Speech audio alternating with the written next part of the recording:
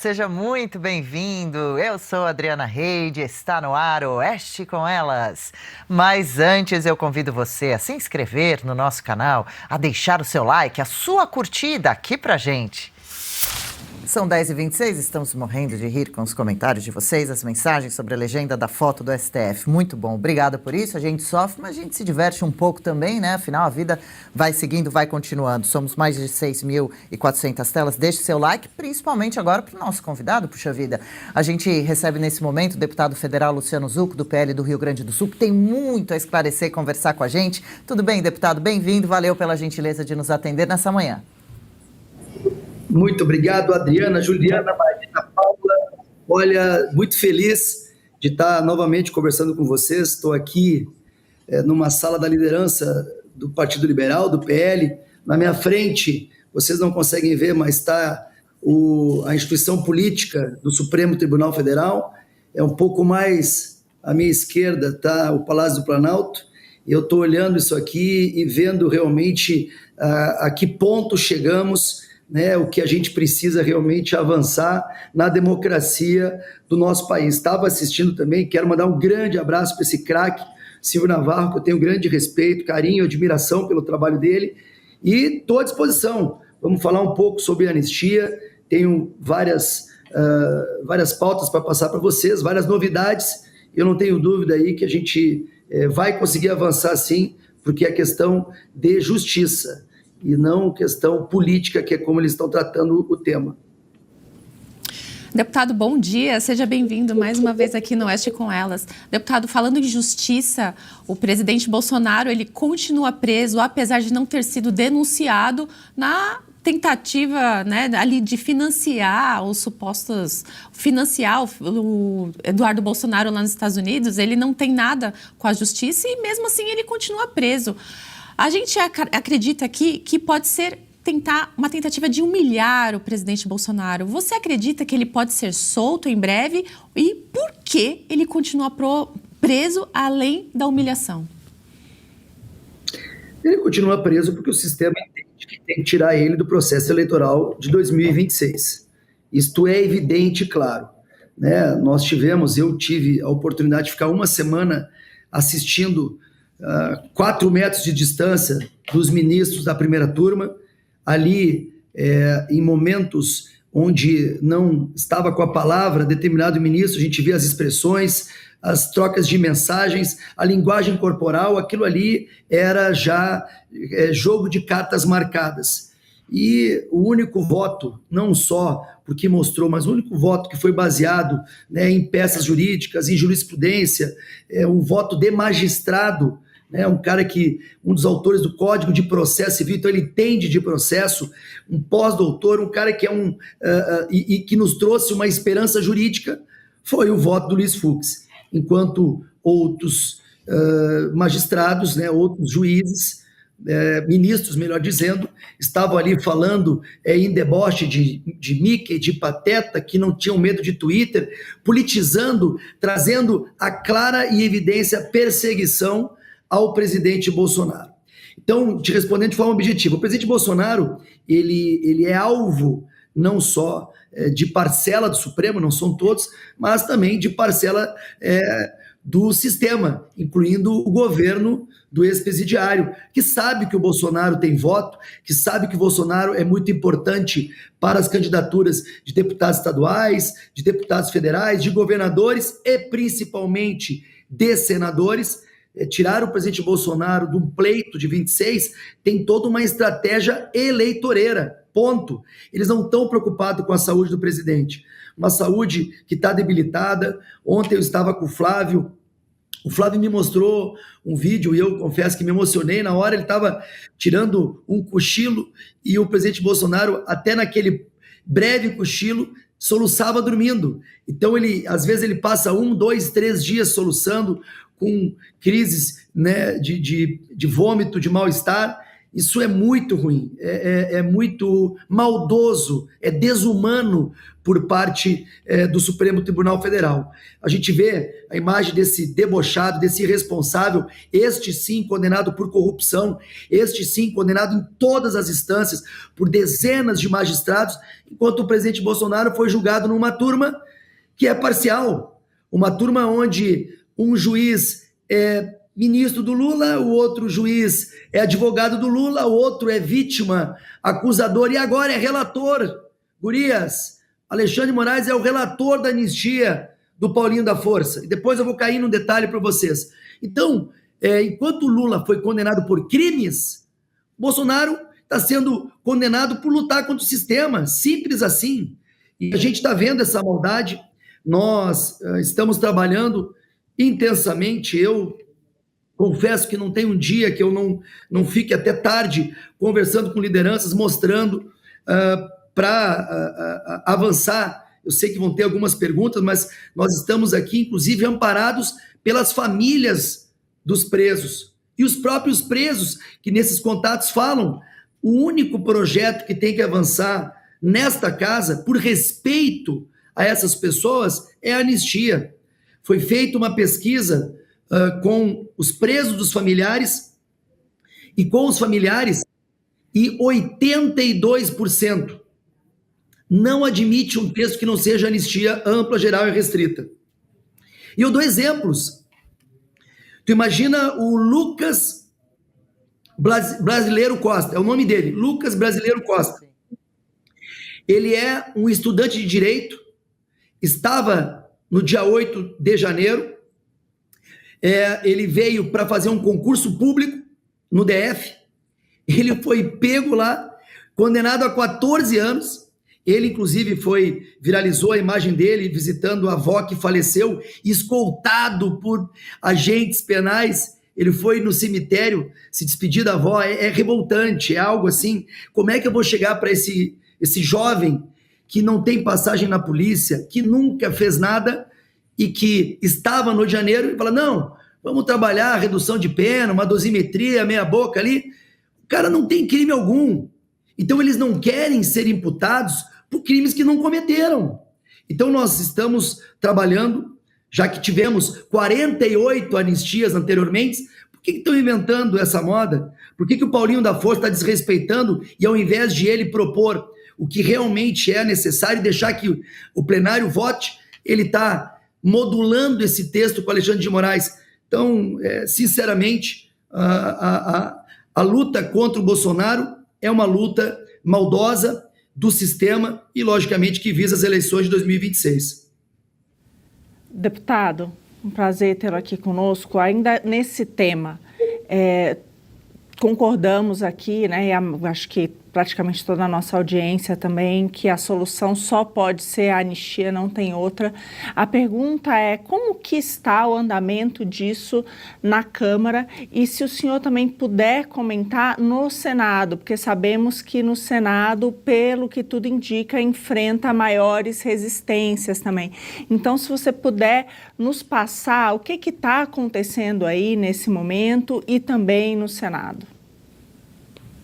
Bem, ótima pergunta. Bom, primeiro eu queria fazer uma campanha ao Columbre, nem para síndico, porque esse senador é uma vergonha, é algo assim, ele, quando foi falado da possibilidade de abrir o impeachment do Alexandre de Moraes, ele disse que não abriria nem que tivesse 80 assinaturas, ou seja, até uma prevaricação. Então não dá para esperar realmente muito deste senador. Cabe aos demais senadores, com todo respeito, fazer o que nós estamos fazendo na casa, que é sim, buscar o diálogo, mas também pressionar aqueles que colocaram ele naquela cadeira. Ele tem que entender que ele só está sentado na presidência porque a maioria do Senado votou, inclusive grande parte da oposição. É a hora de ele colocar em pauta textos que não são agradáveis. É hora de ele parar de ter medo do Supremo Tribunal Federal. E deve ter medo porque deve. Esse é o problema de nós elegermos senadores que têm problemas, né, jurídicos, problemas na justiça, que daí qualquer ligação de 30 segundos faz o cara mudar de ideia de uma construção tão importante no cenário nacional. Aqui na Câmara, nós aprovamos um texto do deputado Crivella, que é um texto que trabalha anistia para o 8 de janeiro e, logicamente, também em função da queda digamos assim, da inexistência no texto dos crimes que eles estão imputados, acabaríamos podendo trabalhar juridicamente, mesmo sabendo que tudo que para no STF hoje é muito difícil avançar. Então, hoje a intenção não é votar qualquer tipo de projeto que trate de redução de pena, de dosimetria. Isso não atende à oposição, não atende ao PL, não atende a grande parte do centro. A esquerda, que quer ver sangue, que é maldosa, que já foi fruto de anistia, vejamos e lembramos de 79, né? Zé Dirceu, Rui Falcão, Dilma Rousseff, Lula aí estampado com uma camisa de anistia, todos foram beneficiados e eles sim cometeram crimes, sequestro a embaixadores, assalto a banco, assassinato, mas a esquerda diz que não quer nada. Tudo que for beneficiar, tanto o 8 de janeiro ou qualquer outra pessoa, eles não aceitam. Essa é a esquerda do bem. Então a gente quer propor que a gente possa votar o texto original e aí, quem sabe, trabalhar alguma melhoria via emendas. Como eu disse anteriormente, nós não vamos aprovar, não é a nossa intenção votar favoravelmente a nenhum texto que impute crimes que as pessoas não cometeram. É importante para a audiência ter esse entendimento. Mas se tu diminuir a pena, alguns seriam soltos. Eles não querem ser soltos porque eles não querem ser taxados pro resto da vida que são golpistas, que fazem parte de organização criminosa, de grupo armado, de atentado contra o Estado Democrático de Direito. Essas pessoas não cometeram esses crimes que estão sendo imputados. Como é que eu vou falar para o Lucas ou para a Débora do Batom que eles querem diminuir a pena de crime que eles não cometeram? Como é que eu vou olhar na cara da esposa do Clesão, que faleceu pelo sistema, porque tinha inclusive pedido da PGR para que ele fosse para o hospital? Olha, o teu marido está descansando, mas fique sabendo que ele foi reduzido as penas que ele cometeu. Então a gente está lutando pelo que é certo, pelo que é correto, pela verdadeira justiça. Espero que essa assunção do ministro Fachin, venha também com um sopro jurídico de querer virar essa página. O Brasil precisa virar página. E virar página, neste momento da democracia, é aplicarmos a anistia. Por isso que a gente está trabalhando com a possibilidade do destaque desse texto, por isso que nós estamos conversando com os partidos de centro, por isso que a gente não pode se basear no que o Alexandre de Moraes pensa, porque para ele, se ele pudesse dar 100 anos de cadeia para aquelas pessoas, ele daria. É muito importante ter o voto do Luiz Fux. Isso também movimentou, né, o cenário jurídico nacional e mundial, e nós estamos convictos, né? Já falei, inclusive, para o próprio relator, disse para ele, o próprio senador Flávio Bolsonaro também já falou, este texto que você está tentando construir com o ministro do Supremo Tribunal Federal é injusto e nós não vamos apoiar de maneira nenhuma. Julie? Deputado Zucco, bom dia. Os ataques ao agro feitos nas universidades públicas são educação ou uma lavagem cerebral ideológica? Primeiro, quer dizer que eu sou teu fã, te acompanho, gosto muito dos teus posicionamentos, adoro teus vídeos, vou te imitar em alguns deles, não fica braba, mas tu tens razão, tá? Eu fui o presidente da Comissão Parlamentar de Inquérito, presidente da CPI. Juliana, eu conhecia 1% do MST.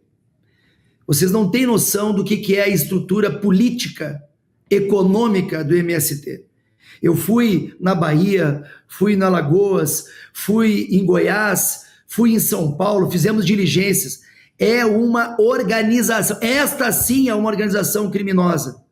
Esta sim é uma organização criminosa. Ali dentro tem famílias que vão atrás de um sonho, que são enganadas. Tem muita gente boa que vai ali com um sonho de ter um pedaço de terra. E essas não têm culpa alguma, mas entrou para o sistema MST, para a facção MST, eles vão ter que pagar e pagar caro. Eu assisti vários exemplos de crimes, né, ambientais, porte ilegal de arma, uso indevido do dinheiro público, trabalho análogo à escravidão. Eu tenho um documentário chamado Da Terra ao Pó, se vocês puderem depois procurar. Um documentário um pouquinho longo que trata muito sobre a CPI. É muito importante ver, se tu puder ver, tu vai gostar. Ali mostra as pessoas trabalhando dioturnamente, de sol a sol, e praticamente ganhavam o alimento para sobreviver. Enquanto líderes do MST tinham casas, caminhonetes, recursos inexplicáveis. Então, tu enxergar, e agora sendo mais objetivo, uma universidade federal aplicando uma cota MST, uma turma para o MST, isso é um deboche. Nós já acionamos, eu acionei, junto com o deputado Sanderson, a Procuradoria-Geral da República. Nós vamos a fundo imputar a responsabilidade também com um projeto impedindo que qualquer reitor, seja ele quem for, tenha esse tipo de atitude. Para vocês terem uma ideia, eu fui processado pelos partidos de esquerda quando era presidente da CPI do MST e levei os deputados por ter invadido uma invasão. Eu levei a proprietária com o registro da propriedade e entraram na justiça por eu ter invadido uma invasão. Ou seja, aquela invasão, na cabeça deles, era uma invasão legítima, democrática. Então, tu tens toda a razão, é um movimento ideológico. Nesses locais que nós fomos avaliar, tinha santinho de deputados e do candidato da esquerda. É uma massa de manobra da esquerda eleitoral, que, graças a Deus, está diminuindo cada vez mais. Hoje, são poucos os parlamentares que se elegem só com essa pauta, porque nós conseguimos desmascarar um pouco. Infelizmente, o sistema, na época, foi bruto, começaram a enxugar, porque eu começava a convocar ministros do governo e pessoas, peças-chave, convocamos, né, o Zé Rainha, o Stedley, e aí quando começamos a entrar em políticos, o sistema foi bruto e começou a trocar integrantes da CPI e a gente não conseguia avançar. Então, é uma pena porque eles utilizam, inclusive, as crianças, jovens, mulheres. Eu tenho vários depoimentos. Para mim foi uma grande escola do que não se deve ser feito na luta pela terra. A reforma agrária poderia e deveria ser trabalhada, mas eles têm inúmeros loteamentos que eles invadem, depredam, destroem e não plantam absolutamente nada. São poucos os casos de êxito efetivo. Então, o próprio movimento, por si só, está enfraquecido, até critica o Lula, porque eles querem, desculpa o termo, né, querem mais teta, mais mamata, e não estão conseguindo, mas a gente vai lutar. Como eu disse, nós acionamos a PGR como denúncia, entramos com um projeto para inibir, para coibir, para impedir qualquer tipo de cota por MST, porque isso é um verdadeiro deboche com a sociedade que paga seus impostos e não quer, digamos assim, legitimar um movimento que comete crimes. Este sim, que inclusive quebraram vários dos ministérios e não foram imputados nada. Eu fico imaginando por que o 8 de janeiro está esse golpe de Estado, o MST, que machucou policial, que quebrou, que queimou ministérios, não teve o mesmo tratamento. Enfim. E medidas variados conforme interesses, né? É uma pena mesmo, é revoltante como age esse movimento criminoso mesmo. Deputado, o senhor apresentou um projeto de lei para proibir artistas financiados com recursos públicos de promover políticos em produções. Qual a expectativa para o avanço desse tema? A gente se lembra, né, da caminhada que teve agora há pouco de aliados do governo envolvendo muitos desses artistas. E também peço para o senhor falar um pouquinho sobre a terça que vem, fazer um convite, a importância da caminhada às 16 horas, né, às 4 da tarde em Brasília, a favor da anistia? Obrigado pela pergunta. É ótimo. O que nós estamos vendo? O uso da máquina pública, muitas vezes, né, mais uma vez, como pauta política.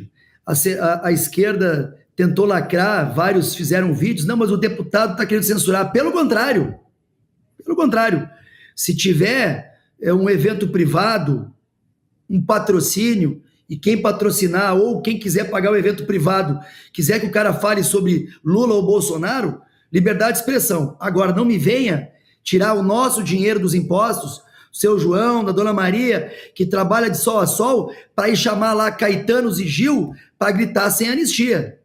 para pegar prefeitos de esquerda ou governadores de esquerda e contratar artistas de esquerda para fazer a campanha contra. Como também se acontecesse com a direita. Nós não podemos usar dinheiro público para fazer campanha política.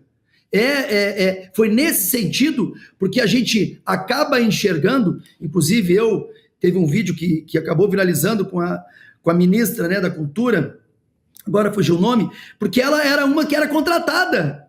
Como é que ela pode ser contratada sendo ministra? Ela que repassa recursos para estados? Então, a gente tem que ter o mínimo de coerência e bom senso. Nós não podemos permitir que o dinheiro do contribuinte, do cidadão brasileiro, seja usado para fazer politicagem, seja em qualquer espectro político. Como eu disse, se é iniciativa privada, se é um patrocinador privado, ok, mas dinheiro público, né? A Margarete Menezes foi ali num plenário e eu perguntei para ela, ela ficou, eu falei assim, a senhora acha, pode até não ser ilegal, mas a senhora acha moral a senhora ir fazer um show num estado onde a senhora destina recurso? Então a senhora decida se a senhora quer ser ministra com o dinheiro público. Agora, se for contratada, iniciativa privada, não há problema. É um exemplo que eu estou dando. Como também a gente viu alguns shows que são contratados por prefeituras e governos, onde os artistas começam a fazer militância. Gente, isso não pode, é dinheiro do cidadão e nós não admitimos. Como tu bem comentou, dia 7 nós temos uma marcha pela anistia. É muito importante não só ser pacífica e ordeira, porque isso eu não tenho dúvida, nós já estamos com uma expectativa de centenas de famílias que contêm, né, os seus presos do 8 de janeiro, parlamentares, lideranças de todo o Brasil que estarão aqui no dia 7, e é um pedido, a gente tem que mostrar, não é uma pauta da direita, não é uma pauta bolsonarista, é uma pauta democrática. O Brasil já teve 48 anistias, nós anistiamos criminosos, assassinos. Agora a gente não pode anistiar a Débora, que assinou ou que escreveu numa estátua, perdeu mané, a mesma frase que o ministro do Supremo falou. Gente, que país nós estamos? Atenção, quem é de esquerda, pense um pouquinho. Entenda que esse contexto não é bom para o país. Nós precisamos, como eu disse, virar a página. E nesse sentido, essa marcha que convidamos às 16 horas aqui em Brasília é muito importante, é um gesto, é mais um movimento que estamos fazendo, porque a gente não vai desistir. Eu sempre comento, é uma frase que pode parecer bonita ou filosófica, mas é o que eu acredito. Eles pensam que nos enterraram, mas esqueceram que somos sementes. Somos sementes da democracia, somos sementes de quem quer fazer o certo. A gente não está lutando por uma pauta eleitoral. Nós estamos lutando por pessoas que estão presas. Eu dou o exemplo da dona, acho que é a dona Elza, se eu não me engano, 74 anos, está numa cela de 3 metros por 3 metros, com 9 presas faccionadas, traficantes, homicidas, e ela nem passagem na polícia tinha. Então, a questão é justiça, democracia, humanidade. Pessoas que estão que destruíram famílias e lares, mães que estão longe dos filhos, pais que estão longe das esposas, avós longe das famílias. É um pedido de realmente justiça no cenário atual. E é por isso que a gente está aqui lutando dia a dia. Às vezes ganhamos um pouquinho, perdemos muito, mas a gente não pode desistir. E eu não tenho dúvida que sempre tarda, mas não falha, e nós vamos vencer. Deputado, eu gostaria de ouvi-lo sobre um outro assunto também bastante preocupante, que é a reforma do Código Civil, né?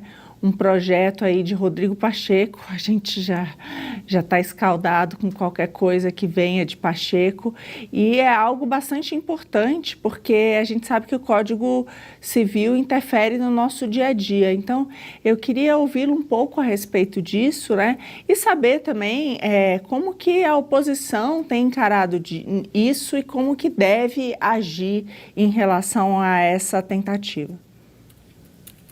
Olha, eu vou botar a sandália da humildade e dizer que o texto não chegou às minhas mãos, eu não tenho ainda a clareza. Eu só vou concordar contigo numa coisa: tudo que vem do Rodrigo Pacheco já me deixa, no mínimo, em dúvida se será algo bom para o país.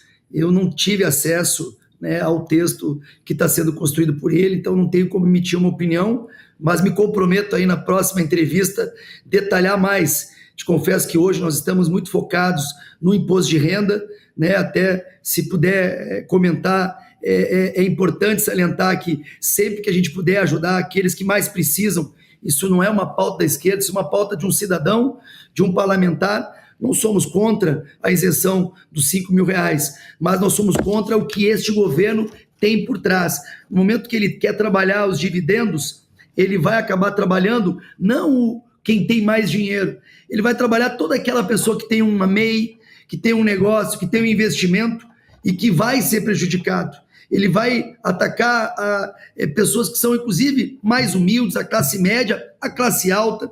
Inclusive, eu elenquei, achei que vocês iam perguntar, nós temos outras soluções. Primeira solução, e mais provável, ou melhor, que não seria tanto problema, inclusive, diminuir os cortes, gastos com estatais. 15% da Petrobras, 30% da Eletrobras, 30% do BNDES, 30% da Caixa Econômica, Banco do Brasil, estatais menores. Isso aí já dava uma soma de mais de 30 bilhões, que é o necessário para cobrir os gastos dos R$5.000. Sem contar que eles não querem enxugar a máquina, né? Eles não querem diminuir os 40 ministérios. Diminui os ministérios, diminui a Lei Rouanet, que só de Lei Rouanet, se eu não me engano, já foi investido mais de 30 bilhões. Então nós estamos trabalhando para que não seja como contrapartida, né, tirado dos dividendos, porque, como eu disse, isso atrapalha a máquina econômica nacional, as microempresas, os empreendedores, as grandes empresas que empregam milhares e milhares de pessoas. Nós estamos com uma emenda também voltada para o setor que sofre muito, que é o agro, não só no meu querido Rio Grande do Sul, que foi muito afetado por enchentes e estiagens. Eu assinei junto com o deputado Evair uma emenda para trazer uma isenção num teto que tem de valor de isenção de 150 para 500 mil, porque isso hoje é bom, inclusive, para a economia, gera mais nota e essas pessoas conseguem parar de inclusive, sonegar, as pessoas que não estão mais pagando. E o agro precisa, nacionalmente falando, já que é a nossa vocação, todo mundo fala que o Brasil é o celeiro do mundo, mas em vez de levar produtores rurais, o Lula leva o Stedley para a China, né? Nunca vou me esquecer disso. Então, essa pauta do imposto de renda hoje, ela vai avançar. Nós temos algumas emendas para que sejam estudadas. Nós não podemos beneficiar uma parcela importante, e nós somos favoráveis, mas em contrapartida prejudicar uma outra tão importante quanto, que são quem emprega, quem gera emprego, quem investe. E é nesse sentido que a gente vai avançar na pauta do imposto de renda.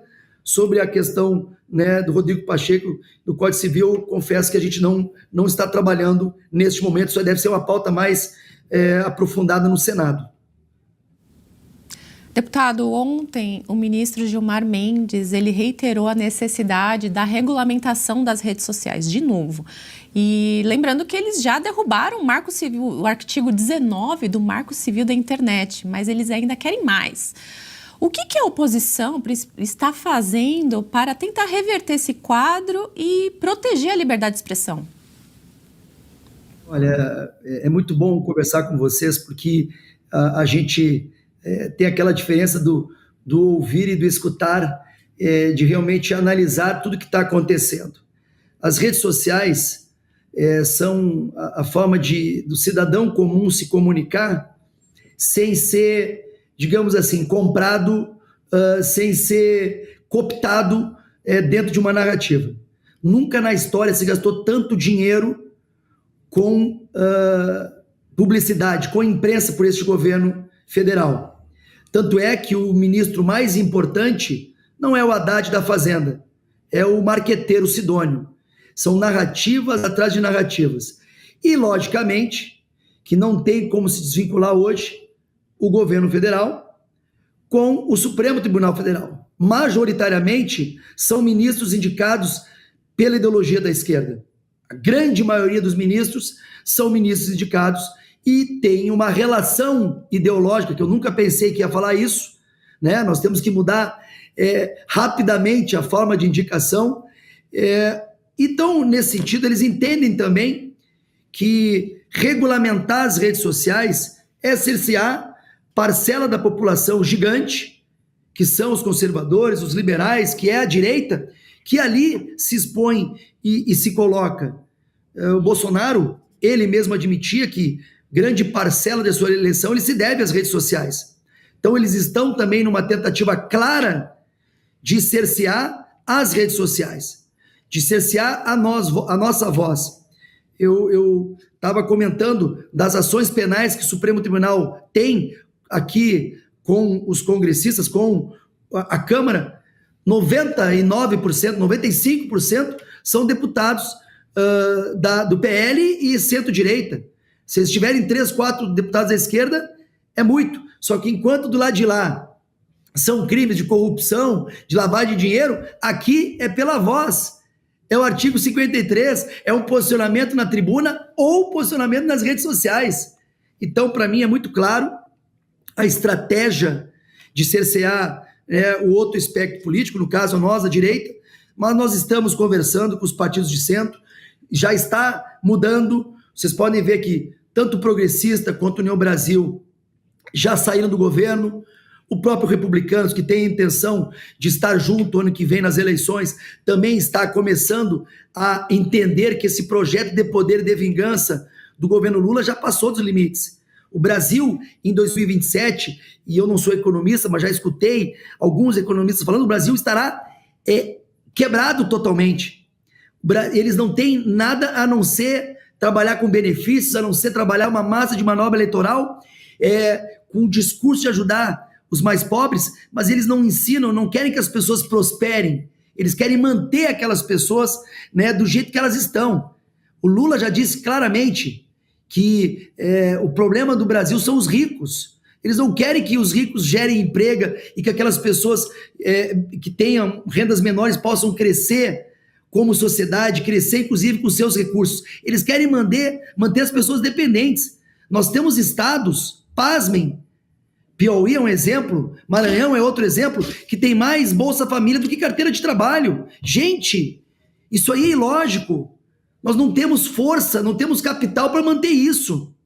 Tu tem estados hoje que as dívidas, ou melhor, o Pacto Federativo, tu entrega muito pouco para o que o Brasil como todo entrega. Então, desculpa se aumentei e saí do tema, mas na realidade é isso. Eles estão querendo cercear a direita, eles estão querendo censurar a nossa voz e o Supremo Tribunal Federal está fazendo, realmente está legislando. Espero que o Fachin agora, na prática, faça o que ele falou no discurso e que eles comecem a olhar e analisar mais a Constituição.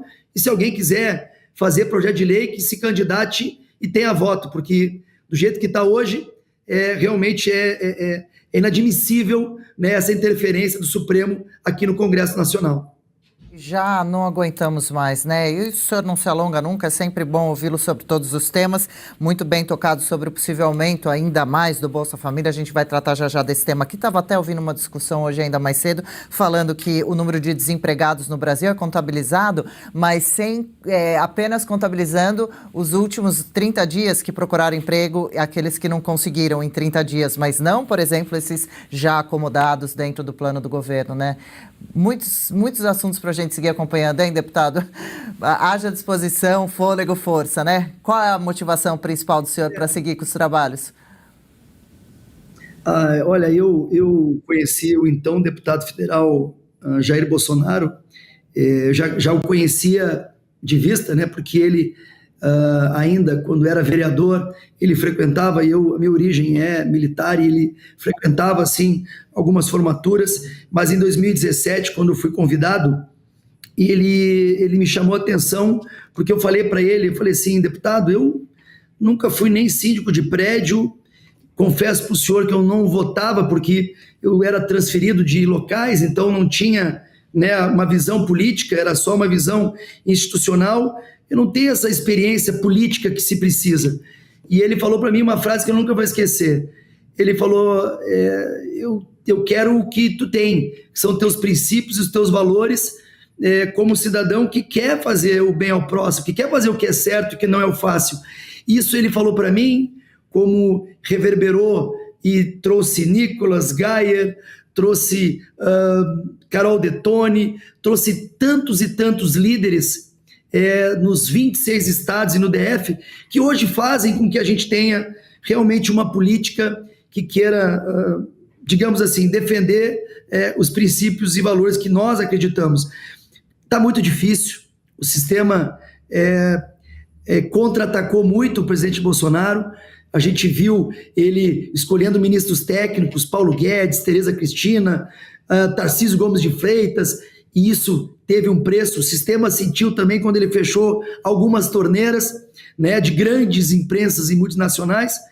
E agora é hora da gente se unir, entender que a conquista é mais difícil, mas é necessária. E será no processo eleitoral do ano que vem. A gente acredita que a gente vai ter a maioria na Câmara e no Senado para que o Suprema respeitem os senadores. Hoje os senadores não se dão respeito, os senadores realmente, em grande parte, se acovardam, não têm coragem de afrontar um poder que não representa a população. Quem representa a sociedade somos nós somos legitimamente representantes do povo, mas para isso nós precisamos, né, dar esse passo para trás e voltar de forma organizada, fazendo campanhas corretas, propondo nomes competitivos, mostrando que esse projeto do governo Lula é um projeto que só traz mal para a nação. Ele briga na diplomacia, ele destrói a economia, ele atrapalha a educação. São várias pautas que vão acabar estourando, e já está tendo um sinal. Já está tendo sinal de fora para dentro, já está tendo sinal de dentro para fora. Basta ver as eleições de 22, onde majoritariamente foram eleitos vereadores e prefeitos conservadores de direita. Esse movimento é um movimento mundial. Por mais que eles queiram, eles não vão conseguir nos calar. Nós vamos continuar lutando. Alguns ficam pelo caminho, tomam processo, se desgastam, mas é cada isso. Quando nós temos que cair, mas levantar e olhar para frente. Eu quero, de coração, parabenizar vocês. A Oeste é uma emissora que se posiciona, que não tem medo, que fala realmente uma informação, trazendo os fatos, trabalha fatos e não suposições. Esses dias eu vi o Alexandre Garcia falar do saudosismo, da diferença do comentarista para o jornalista. O jornalista traria um fato, a informação. O comentarista poderia emitir uma opinião, mas hoje nós só temos do lado de lá comentaristas focados em quem paga mais. Então fica aqui também a minha continência, o meu desejo de que a Oeste cada vez mais cresça, porque a gente precisa de vocês. Nós, como eu disse, né, nós não temos, né, os benefícios que eles podem dar para os outros, mas nós temos a correção de atitude. Vocês estão de parabéns, contem sempre comigo. Obrigada, melhor assim, né? Como o senhor falou que Bolsonaro disse para o senhor também, né? Fazer o certo, mesmo que seja duro, cansativo. Nossa motivação é saber que há parlamentares como os senhores também, o senhor e outros que citou por aí, fazendo um trabalho admirável. Aliás, deputada... Tá até com cabelos brancos, né? Eu também. É difícil, ó. Deputada Carol Detoni, aliás, deu uma declaração ontem muito forte sobre o estado de saúde do presidente Jair Bolsonaro, depois de visitá-lo, né? Justamente o senhor citou ela. Mas olha, fica aqui um grande abraço, força, estaremos acompanhando os trabalhos de vocês. E quando quiser, volte aqui, microfone aberto para o senhor a hora que for, hein? Muito obrigado pelo carinho. Adriana, Juliana, Marina, Paula, já decorei os nomes aqui, mas dizer para vocês que vocês são realmente um orgulho para nós. Fique sabendo que a gente adora ser convidado, porque eu, quando vou debater em outras emissoras, eu já falo para comentar, assim, ó, se tu não deixar eu falar até o final, eu vou te expor. Tá dando certo, estou começando a deixar eu falar um pouquinho. Então, aqui eu sei que eu posso falar. Eu quero agradecer todo o carinho, todo o respeito de vocês. Sucesso. E pode ter certeza. Juliana, vou lá olhar mais vídeo teu. Vai lá dar risada. Tá bom, beijo. Um beijo, deputado. Valeu, ótima quarta, até a próxima. Rápido intervalo por aqui, deixe seu like. Na sequência, outros temas aqui pegando fogo pra gente comentar juntos. Vamos lá. Na Oeste, você acorda com a notícia e começa o dia bem informado. Os assuntos que movem o país. Saúde, política, economia e tudo o que interessa a você. As análises do que está acontecendo com profundidade e responsabilidade. Jornal da Oeste, primeira edição, com Daniel Vidal, segunda a sexta, às 7 da manhã. Na Oeste, o seu dia começa mais leve. Informação, análise e a companhia que faltava na sua manhã. Adriana Reide, Marina Helena, Paula Camacho e Julie Milk trazem as notícias mais importantes do Brasil e do mundo, com um olhar afiado. Um programa feito por mulheres, mas pensado para todos. Oeste com Elas, de segunda a sexta-feira, às 10 da manhã. Os lances mais quentes da rodada, com os pitacos do timaço da Oeste, estão no Esporte Sem Firula. Na escalação, Mário Alemão, Felipe Pacincani, Alex Miller, Lelê Beckler, Alfredo Loeblin e o maior jornalista esportivo do Brasil, Milton Neves. Não pisa na bola, hein? Liga na Oeste, de segunda a sexta, meio-dia. Você já viu o vilão prender um mocinho? É o Faroeste à Brasileira. Sente-se à mesa com Gustavo Segré e convidados para desvendar os acordos e os segredos que definem o Brasil. No Faroeste à Brasileira, o final é sempre imprevisível. Segunda a sexta, às 2 da tarde. Os assuntos que movem o país, na economia e na política, você acompanha no Jornal da Oeste, segunda edição. Análises do que está acontecendo com profundidade e responsabilidade. Jornal da Oeste, segunda edição. Com Geisiane Freitas, segunda a sexta, às 4 da tarde. Na Oeste, o agronegócio está em destaque. As inovações e tendências do setor que impulsiona o Brasil estão no programa A Força do Agro. Descubra as tecnologias que estão mudando o campo e conheça histórias de sucesso de quem vive da terra. A Força do Agro, de segunda a sexta, às 7h50 da noite. De segunda a sexta, o programa que deixa o filtro de lado e coloca a verdade em primeiro lugar. Análises afiadas e as notícias que realmente importam para você estão no Oeste Sem Filtro, a partir das 5h45 da tarde. Comentaristas que falam o que ninguém tem coragem de dizer. Oeste Sem Filtro, sem meias palavras, com a transparência que você exige.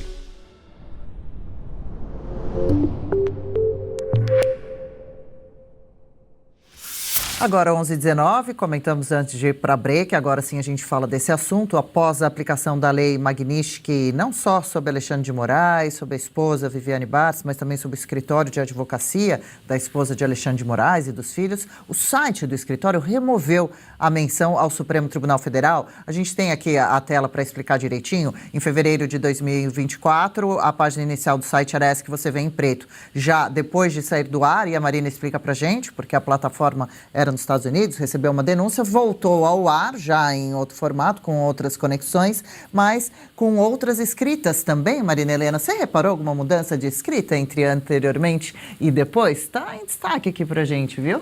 Ó, tá ali, né? A forte atuação nacional no consultivo e no contencioso junto aos tribunais superiores, ao Ministério Público e aos tribunais de contas. Então, o que a gente tem é que antes eles escancaravam, né, todas essas partes ali. Atuação especialmente junto ao Supremo Tribunal Federal. Junto, especialmente junto. Parou de ser especialmente junto, né? Agora é impressionante isso aí. Agora, o que aconteceu foi que, como a hospedagem do site antes era feita por uma empresa americana, né? Derrubaram ali, então... E agora eles tiveram... Inclusive, ela abriu um outro CNPJ, né? Até o Tagliaferro lá denunciou o novo CNPJ da mulher do Moraes. A questão agora, gente, é o seguinte. Eu sei que tem esses detalhes, essas nuances, né? A gente fica ali olhando as nuances, mas a grande realidade é que eu fico me perguntando quem é que vai ter a coragem de contratar essa turma, né? Quem é que vai ter a coragem de contratar esse escritório com o CNPJ que for, com o site dizendo o que quiser aí e correr o risco de também se ver ali sancionado, de repente, nos Estados Unidos, indo fazer uma viagem de negócios e, de repente, não conseguindo entrar no país. Quem é que vai ter coragem? Porque o que a gente está falando aqui é gravíssimo, né? É gravíssimo. A gente está falando de uma violação de direitos humanos, assim, daquelas que a gente vai se envergonhar para sempre na história do Brasil, né? O que essas pessoas estão sofrendo é algo desumano, né? A gente teve aí a morte do Clezão, a gente conversou aqui na semana passada com a Carolina Siebra, da Asfav, e a gente vê aí que não foi apenas o Clezão, outras 6 pessoas já faleceram, vítimas ali do 8 de janeiro, que tiveram complicações, pessoas que tinham câncer, que descobriram câncer lá, que estão em tratamento, que tiveram sua situação de saúde piorada, fora todas as mães longe dos filhos, os pais longe dos filhos, pessoas passando por necessidades financeiras gravíssimas em decorrência desse absurdo todo aí. Então, tudo que foi feito até agora, né, com a Lei Magnitsky de Alexandre de Moraes é pouco. Essa que é a realidade. Eles têm muito dinheiro, sim, muito dinheiro de processos que o próprio escritório da doutora Viviane se gabava, né, de tramitar junto ao STF, especialmente projetos junto ao STF, onde seu marido está como ministro. E essa é a grande aberração do nosso judiciário. Sabemos muito bem que isso é realidade para os familiares de Alexandre de Moraes, para os familiares de Gilmar Mendes lá, que agora está se dizendo impedido na hora de julgar, né? Será que é a Magnitsky que fez ele mudar de ideia? Porque antes, como a Paula trouxe aqui, ele não se declarava impedido, não. Julgava mesmo. E assim sucessivamente, porque todos os ministros têm isso. Tem um monte de cupincha, um monte de familiar atuando lá, fazendo lobby, sim. É isso que a gente vê, a torta e a direita aí. Então, e qualquer penalidade junto aos abusos que foram cometidos é muito pequena. Vou passar para a Paula primeiro, acho que a Julie, não sei, está mandando aqui uma foto no grupo, não sei se é para jogar no telão ou não. Julie, dá essa informação para a gente, que daí a gente joga ou não para você comentar, mas claro que queremos te ouvir sobre o caso também. Paula, eu vi uma matéria aqui de uma revista de confiança que diz o seguinte, sobre o escritório da família Barsi, né? Então a matéria diz exatamente assim, enfim, grandes clientes, o escritório da esposa de Alexandre de Moraes tem grandes clientes, mas um currículo modesto, estranho, né? Ela, depois de se formar em propaganda e marketing, foi e se formou também em advocacia, se formou em uma pequena faculdade, mas, claro, passou a ter clientes e contratos milionários. Vem aqui, tem processo no Supremo, a gente resolve, nós damos um jeito. Quem se lembra do Barroso cantando na festa ao lado do empresário que tinha processo justamente ali na mesa, em cima da corte, né? É muita falta de ética. Nada como ter o sobrenome certo para ter os contatos certos e ficar multimilionário assim, né? Foi exatamente isso o currículo da senhora Viviane Barsi de Moraes, né? Ela, ao casar com o ministro Alexandre de Moraes, ela teve acesso ali aos mais pomposos clientes do Brasil. Vamos ver se esses clientes vão continuar sendo clientes do seu escritório de advocacia, porque a Lei Magnitsky, ela diz, se você tiver interesse em manter contato, contas em banco, tudo que envolve os Estados Unidos, você não pode mais ter negócios sancionados com a Lei Magnitsky. Isso vai valer também, possivelmente, para os filhos de Alexandre de Moraes. Eles, que também são sócios na Lex Institute, que é o instituto, que é a empresa de Alexandre de Moraes, que contém ali todos os bens da família, os filhos também são sócios. Então, se os Estados Unidos perceberem que eles estão conseguindo ajudar os pais sancionados de alguma forma a burlar a Lei Magnitsky, eles também poderão entrar na mira da lei. Vamos ver se isso vai acontecer. Já caiu o site, já foi obrigado a abrir uma outra empresa, que já está sendo avisado aos Estados Unidos, abrir uma nova empresa para continuar as movimentações. Vamos ver se eles também vão entrar na mira da Magnitsky. E, Julie, Viviane tenta realocar a empresa, então, para um CNPJ só dela, sem associados. E tanto reclamaram das sanções agora para cima de Viviane Barça, esposa de Moraes, o quanto isso é injusto e fora do jogo, do combinado, já que a intenção seria não prejudicar, mas punir, especialmente, o maior algoz aqui da justiça brasileira, o Alexandre de Moraes. Mas e no caso do Daniel Silveira? Por acaso o Alexandre de Moraes não foi para cima da esposa também do Daniel Silveira, que teve contas bloqueadas, tudo para sufocar o coitado, literalmente, do Daniel, agora definhando naquela granja, perdendo musculatura, com o joelho todo machucado, tem dificuldade para ir para a fisioterapia. Ele que tinha o foro privilegiado como parlamentar que era e apenas falou suas ideias, o que não é proibido. Ele foi para cima de todos, né? Vale a pena lembrar que ele foi para cima de várias crianças e adolescentes, né? Filhos desse pessoal julgados por ele. Ele foi cortando as redes sociais dessas pessoas, ele foi atrás das contas bancárias de pessoas que não tinham nada a ver. Olha só, se o Brasil fosse um país sério, só o fato que familiares, né, que atuam, né, em negócios que podem ser afetados por decisões judiciais, né, assim como o do STF, isso é uma loucura, entendeu? É uma ação do judiciário político, não está certo. Eu acho ilegal. Quanto ao novo CNPJ, eu acho que isso vai ser informado nos Estados Unidos de novo e eles não vão conseguir, como é que eu posso dizer? Eles não vão conseguir driblar a Magnitsky, né? Olha, tem conflito de interesses, né? Quando uma empresa ligada à mulher do ministro do STF, né? Atua em casos que serão julgados pelo STF. Eu nunca vi disso. É o uso do poder político, é o uso de poder político, de influência. Aí nossa, isso não está certo com a minha mulher. Gente, lembra o que ele fez com os filhos de vários desse pessoal de 8 de janeiro? Com contas, os filhos da Carla Zambelli, por exemplo, não pode ter, o filho lá não pode ter Instagram sem dizer que ele foi atrás de doações feitas para ajudar muito desse pessoal aí. Ele foi barrar, quer dizer, é uma loucura, ele persegue todo mundo e os Estados Unidos, que fez uma coisa correta, que não é perseguição, não é nem retaliação, é literalmente, né, uma resposta aos abusos cometidos por esse senhor, eles ficam todos sentidos. Você não viu o Barroso chorando? Não, é um absurdo, eu sempre tive uma relação boa com os Estados Unidos. Eu até agora tenho uma coisa que eu não entendo. Como que uma mulher que não tem, aí eu li em vários lugares, ela não tem um background forte na advocacia, né, no direito. Como é que ela consegue esses clientes todos? Entende?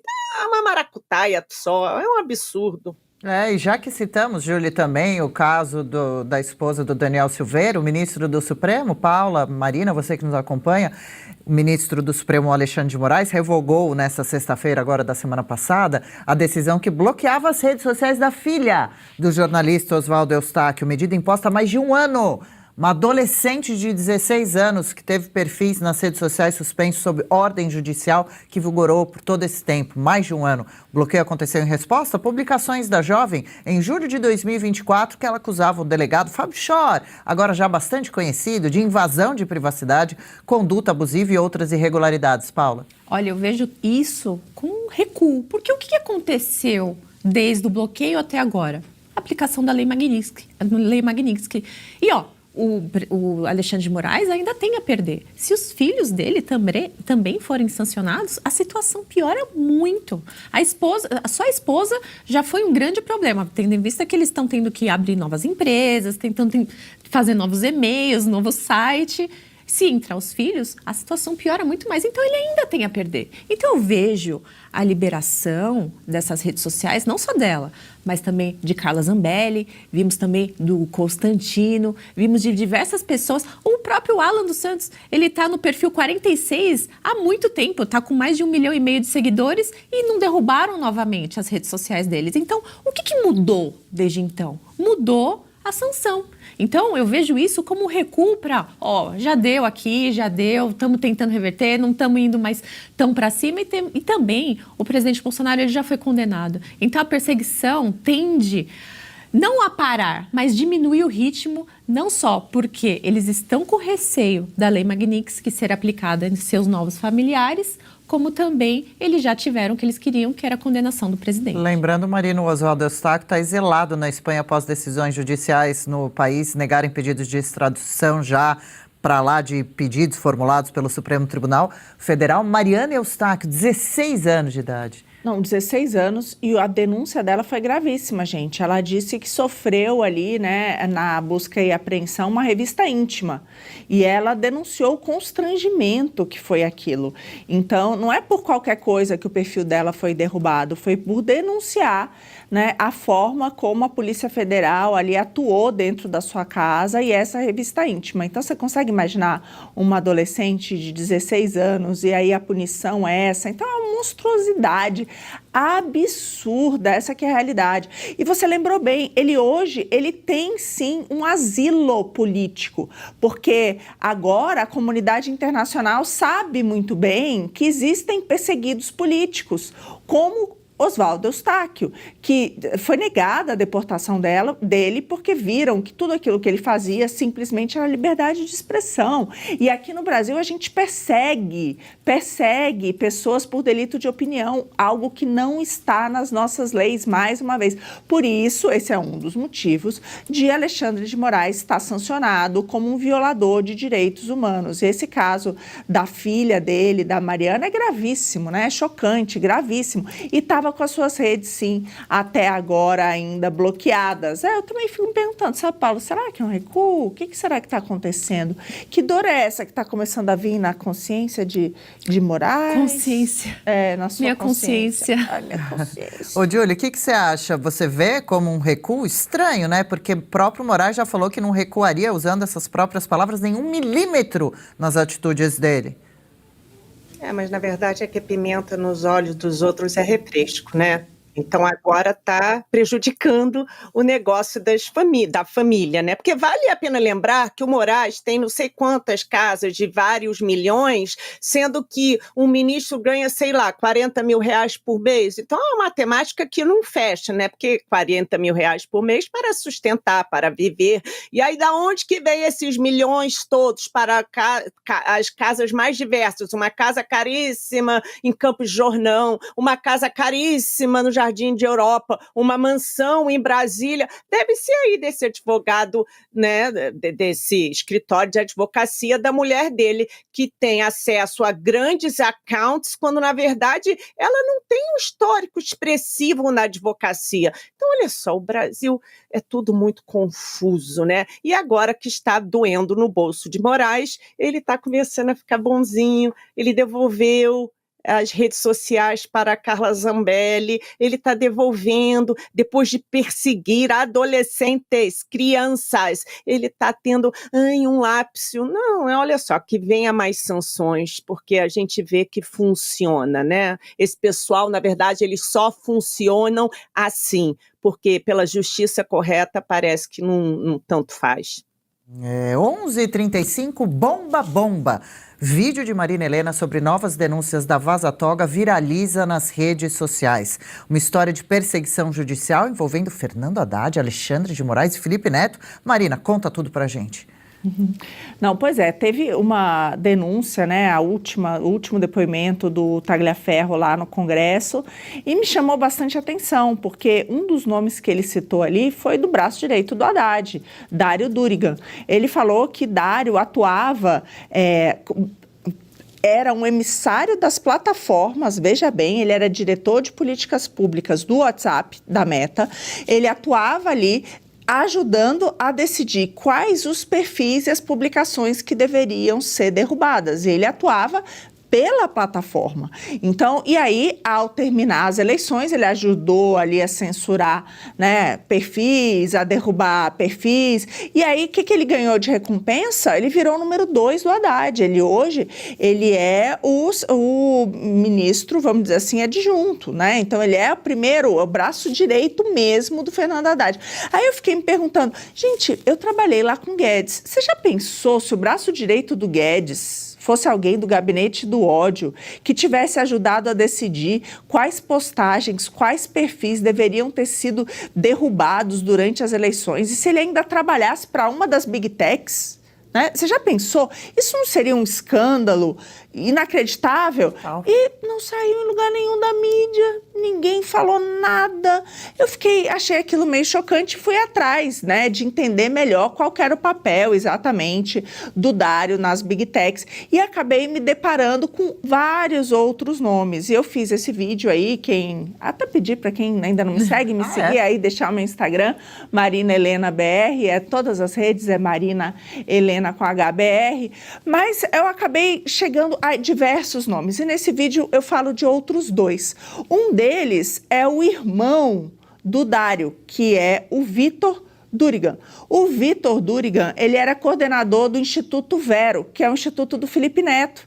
Vocês lembram o Instituto do Felipe Neto? Foi denunciado aí, o Davi Agape denunciou ali que o Instituto do Felipe Neto recebeu R$1 milhão, né, R$1 milhão de Jorge Soros, do Instituto Open Society do Jorge Soros, e fez aquela parceria ali com o TSE durante as eleições de 22 para ajudar a combater desinformação, ou seja, ajudou a bloquear redes, ajudou, né, nessa política aí que acabou influenciando, sem dúvida alguma, as eleições. A gente sabe que teve dinheiro americano. Aliás, recebeu também $30 mil da embaixada americana de Joe Biden. Então, hoje fica o Lula aí, soberania, como diz a Julie, soberania, nem sei imitar como é que o presidente fala com ovo na boca, mas aí, naquela época, era soberania receber grana da embaixada americana, do Open Society do Soros, via Felipe Neto, que estava lá nos Estados Unidos, apagou todos os posts, mas enquanto tirava lá foto com Mickey, né? E agora voltou a criticar com força total. Então, cadê a soberania nessa hora? Então, e aí, o que o Vitor está fazendo hoje, o irmão do Dário?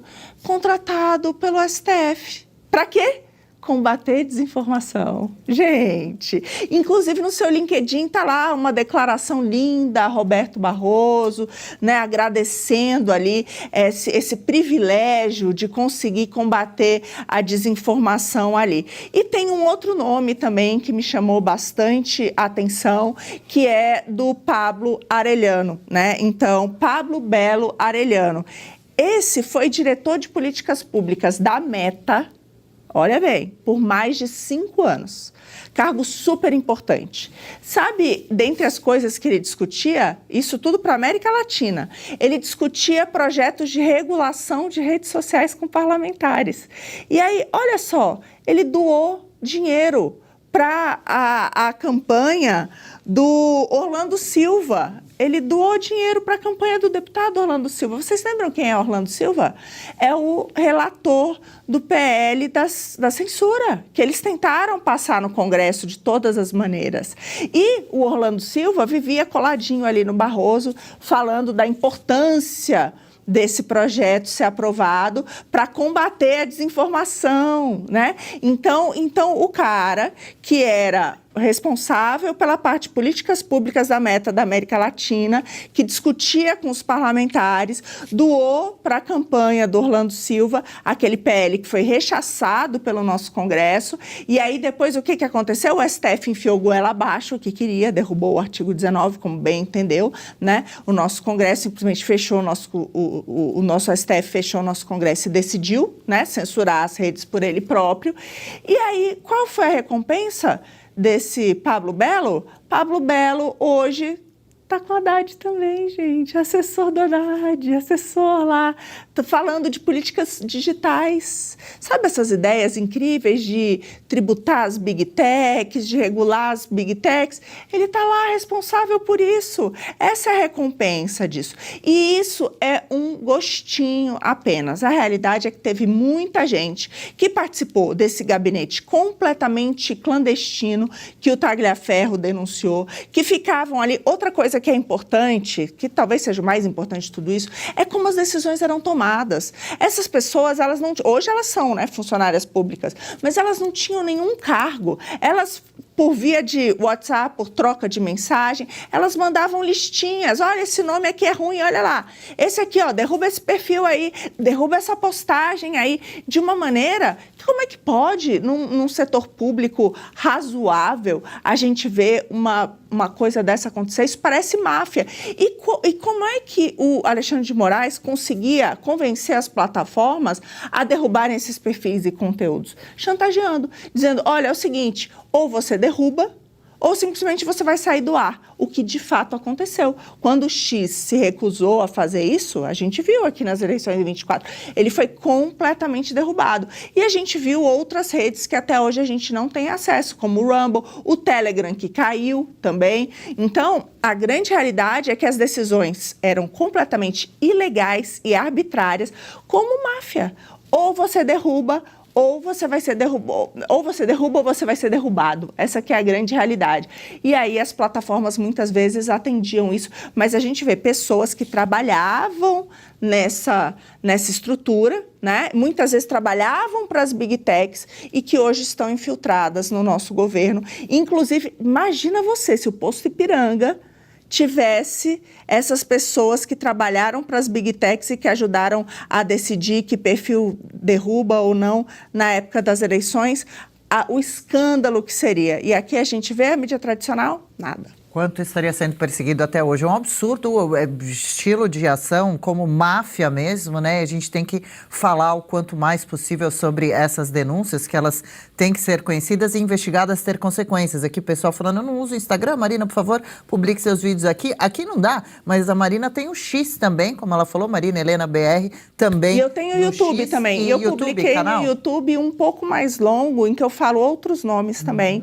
Então, no YouTube também, Marina Helena BR, em todas as redes. Completa. Boa, muitos comentários interessantes aqui pra gente, tô curtindo, muito obrigada. 10.263 telas, 6,8 mil likes, muito obrigada. A gente já volta pra falar. Alguém falou assim que o filho da Marina Helena... Eu ia falar isso. Como que é? Vai nascer falando? Vai falar soberania. Não é, soberania.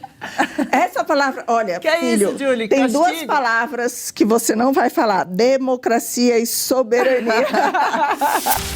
A Revista Oeste nasceu com um propósito claro: romper o silêncio. Enfrentar as narrativas impostas pelos donos do poder e defender a verdade, custe o que custar.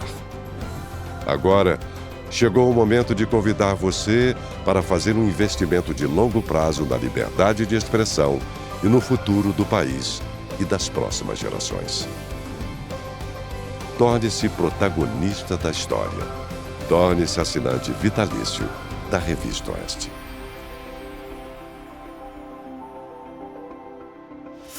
E, na sequência, a gente vai conversar com o deputado Marcel Van Hatten para falar sobre a CPMI do INSS, trazer aqui algumas atualizações. Deputado Marcel Van Hatten, tudo bem? Bem-vindo ao Oeste com Elas. Uma alegria finalmente poder conversar com o senhor, viu? Valeu pela gentileza. Bom dia. Bom dia, tudo bem com você? Tudo bem? Tudo jóia também, deputado. Valeu, viu? Marina Helena aqui ao meu lado, Paula Camacho, doutor André Marcília, Juliana Moreira Leite. Marina, passo para você a primeira pergunta. Olá, bom dia, Marcel. Bom dia, deputado. A minha primeira pergunta para o senhor é a seguinte. A gente viu aí que foi dado, durante a CPMI do INSS, foi dada voz de prisão para o braço direito do careca do INSS por simplesmente mentir na cara dura ali para os parlamentares, né? Então, ele claramente... falso testemunho na veia. Vocês mostraram ali pela quebra de sigilo que ele sacou simplesmente milhões de reais e ali na hora ele desconversou, falso testemunho para todo lado. A mesma coisa aconteceu na última sessão, em que também foi dada voz de prisão para o presidente da Conafer, também por mentir na cara dura para os parlamentares. E aí a gente vê, saiu uma matéria dizendo que o sócio do careca do INSS foi solto por ordens superiores. Eu fico aqui imaginando, né, pelo visto, o presidente da Conafer também. Que ordens superiores são esses, deputado? A gente agora... É o quê? A voz de Deus que manda soltar, manda prender? Quem é que tem esse poder maior do que do Senado e da Câmara juntos? Que poder é esse? Olha, Marina, bom dia. Bom dia a você, bom dia a todos que estão acompanhando também online. As reuniões da Comissão Parlamentar Mista de Inquérito ainda até bastante tarde, ontem inclusive, era perto de 2 da manhã quando encerraram finalmente as atividades e com esse segundo pedido de prisão em flagrante. E uma pequena correção, você falou no final, no início você falou que foi o Careca que recebeu a ordem de prisão em flagrante, não tinha sido de fato o Rubens, o sócio do Careca, né, que recebeu a ordem de prisão em flagrante, até porque o Careca ele já está preso, né, está preso preventivamente agora pelo STF. A gente ficou bastante desconfiado do que aconteceu na primeira ordem de prisão, porque de fato, não houve pagamento de fiança e a autoridade policial, até onde nós saibamos, não vai de iniciativa própria soltar uma pessoa. Acima do presidente da CPMI, dentro do Congresso, só o Davi Alcolumbre, presidente do Senado. Mas não há nenhuma confirmação também que tenha havido algum tipo de ingerência aí, apenas essa nossa suspeita de que algo possa ter havido.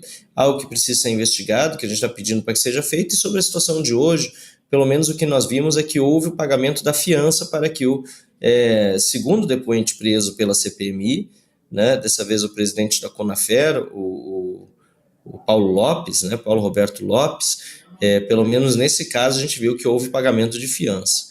E também houve o pedido de prisão preventiva do Paulo Roberto Lopes, porque tudo que ele apresentou ontem corrobora para a periculosidade do indivíduo, ele podendo ameaçar outras pessoas no curso do processo, inclusive o seu irmão foi acusado de ter ameaçado de morte um dos delatores desse esquema todo, uma pessoa de dentro de uma dessas empresas contratadas, que foi contratada justamente para falsificar fichas de adesão de aposentados, para eles terem mais dinheiro para a empresa ou para lavanderia de dinheiro deles, né?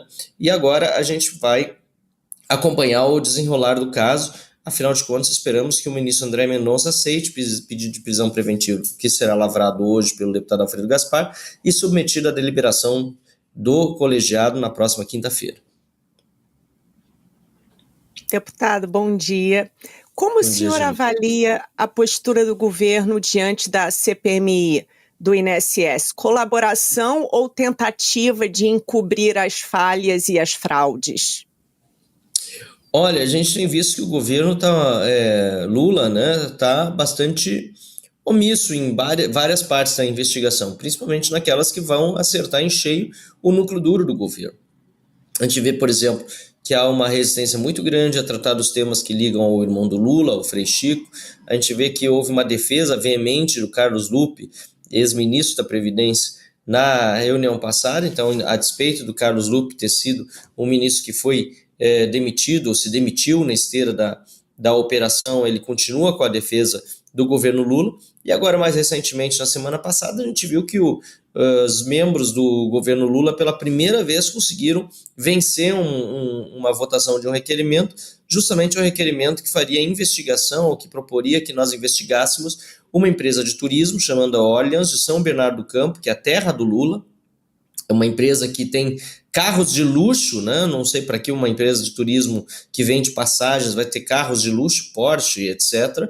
E também nós tivemos a participação negativa do governo na votação de uma convocação de um ex-assessor do senador Weverton, que é do PDT do Maranhão, e que teria esse ex-assessor em seu nome um carro de luxo também obtido, segundo a Polícia Federal, com dinheiro do ilícito feito contra os aposentados. Então, a votação da base do governo, principalmente do PT, e aqui eu falo do Rio Grande do Sul, em especial, 2 nomes, né, o deputado Paulo Pimenta e o senador Paulo Paim.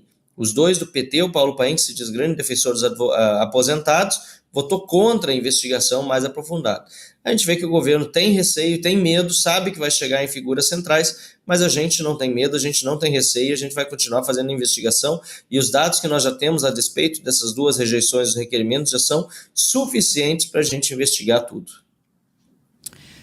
Deputado, o presidente da comissão, o senador Carlos Viana, ele está cogitando apresentar um projeto de lei que impeça o STF de dar habeas corpus para os investigados não falem na comissão, porque isso provavelmente deve estar impedindo o andamento, né, dos trabalhos na comissão. O senhor acredita que o STF pode estar, de algum modo, dando esses habeas corpus, impedindo que a verdade seja exposta?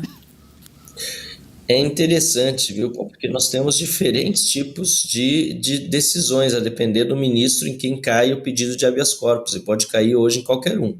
O ministro André Mendonça é o relator do processo, mas quando há um pedido de habeas corpus, já caiu com o Fux, já caiu com o Gilmar Mendes, já caiu sim, já caiu com o próprio André Mendonça. O que é importante a gente notar, as CPIs, em geral, têm pedidos de habeas corpus já há muitos anos, e isso não é novidade nessa CPI que os investigados não possam falar. A novidade, ou melhor, que possam deixar de vir ou até deixar de falar. A novidade é que agora nós estamos realmente propondo uma alteração legislativa, e o senador Carlos Viana foi muito feliz nessa proposta. Tem pontos ainda para aprimorar, a gente está avaliando o projeto, mas a CPI tem condição realmente de avaliar um projeto desse, aprovar, submeter ao plenário da comissão e depois ao plenário das 2 casas, do Senado e da Câmara, para regulamentar esse tipo de atividade. Nesse caso, se eu não estou enganado, inclusive seria submetido ao plenário do Congresso Nacional, que é Senado e Câmara reunidos. Tem que parar essa história do depoente vir até a CPMI e simplesmente calar sobre tudo. Uma coisa é ter o direito constitucional ao silêncio preservado para não se autoincriminar.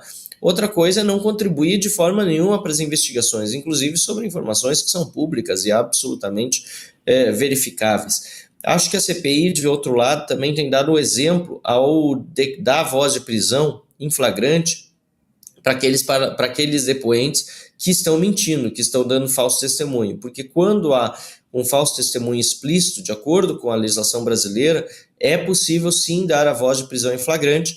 E ontem eu mesmo enumerei 4 momentos em que o depoente Carlos Lopes tinha mentido na cara dura para a comissão, e assim, a partir desse pedido que foi secundado, ou seja, apoiado por outros deputados e senadores, o senador Carlos Viana decidiu também dar voz de prisão e prender o Carlos Lopes. Independentemente se ele fique muito tempo e não ficou preso, pelo menos é uma forma de a gente demonstrar para a sociedade que, no que depender da CPMI, o trabalho vai ser sério e não haverá falta de punição a ninguém. Bom dia, deputado, tudo bem? Prazer falar contigo.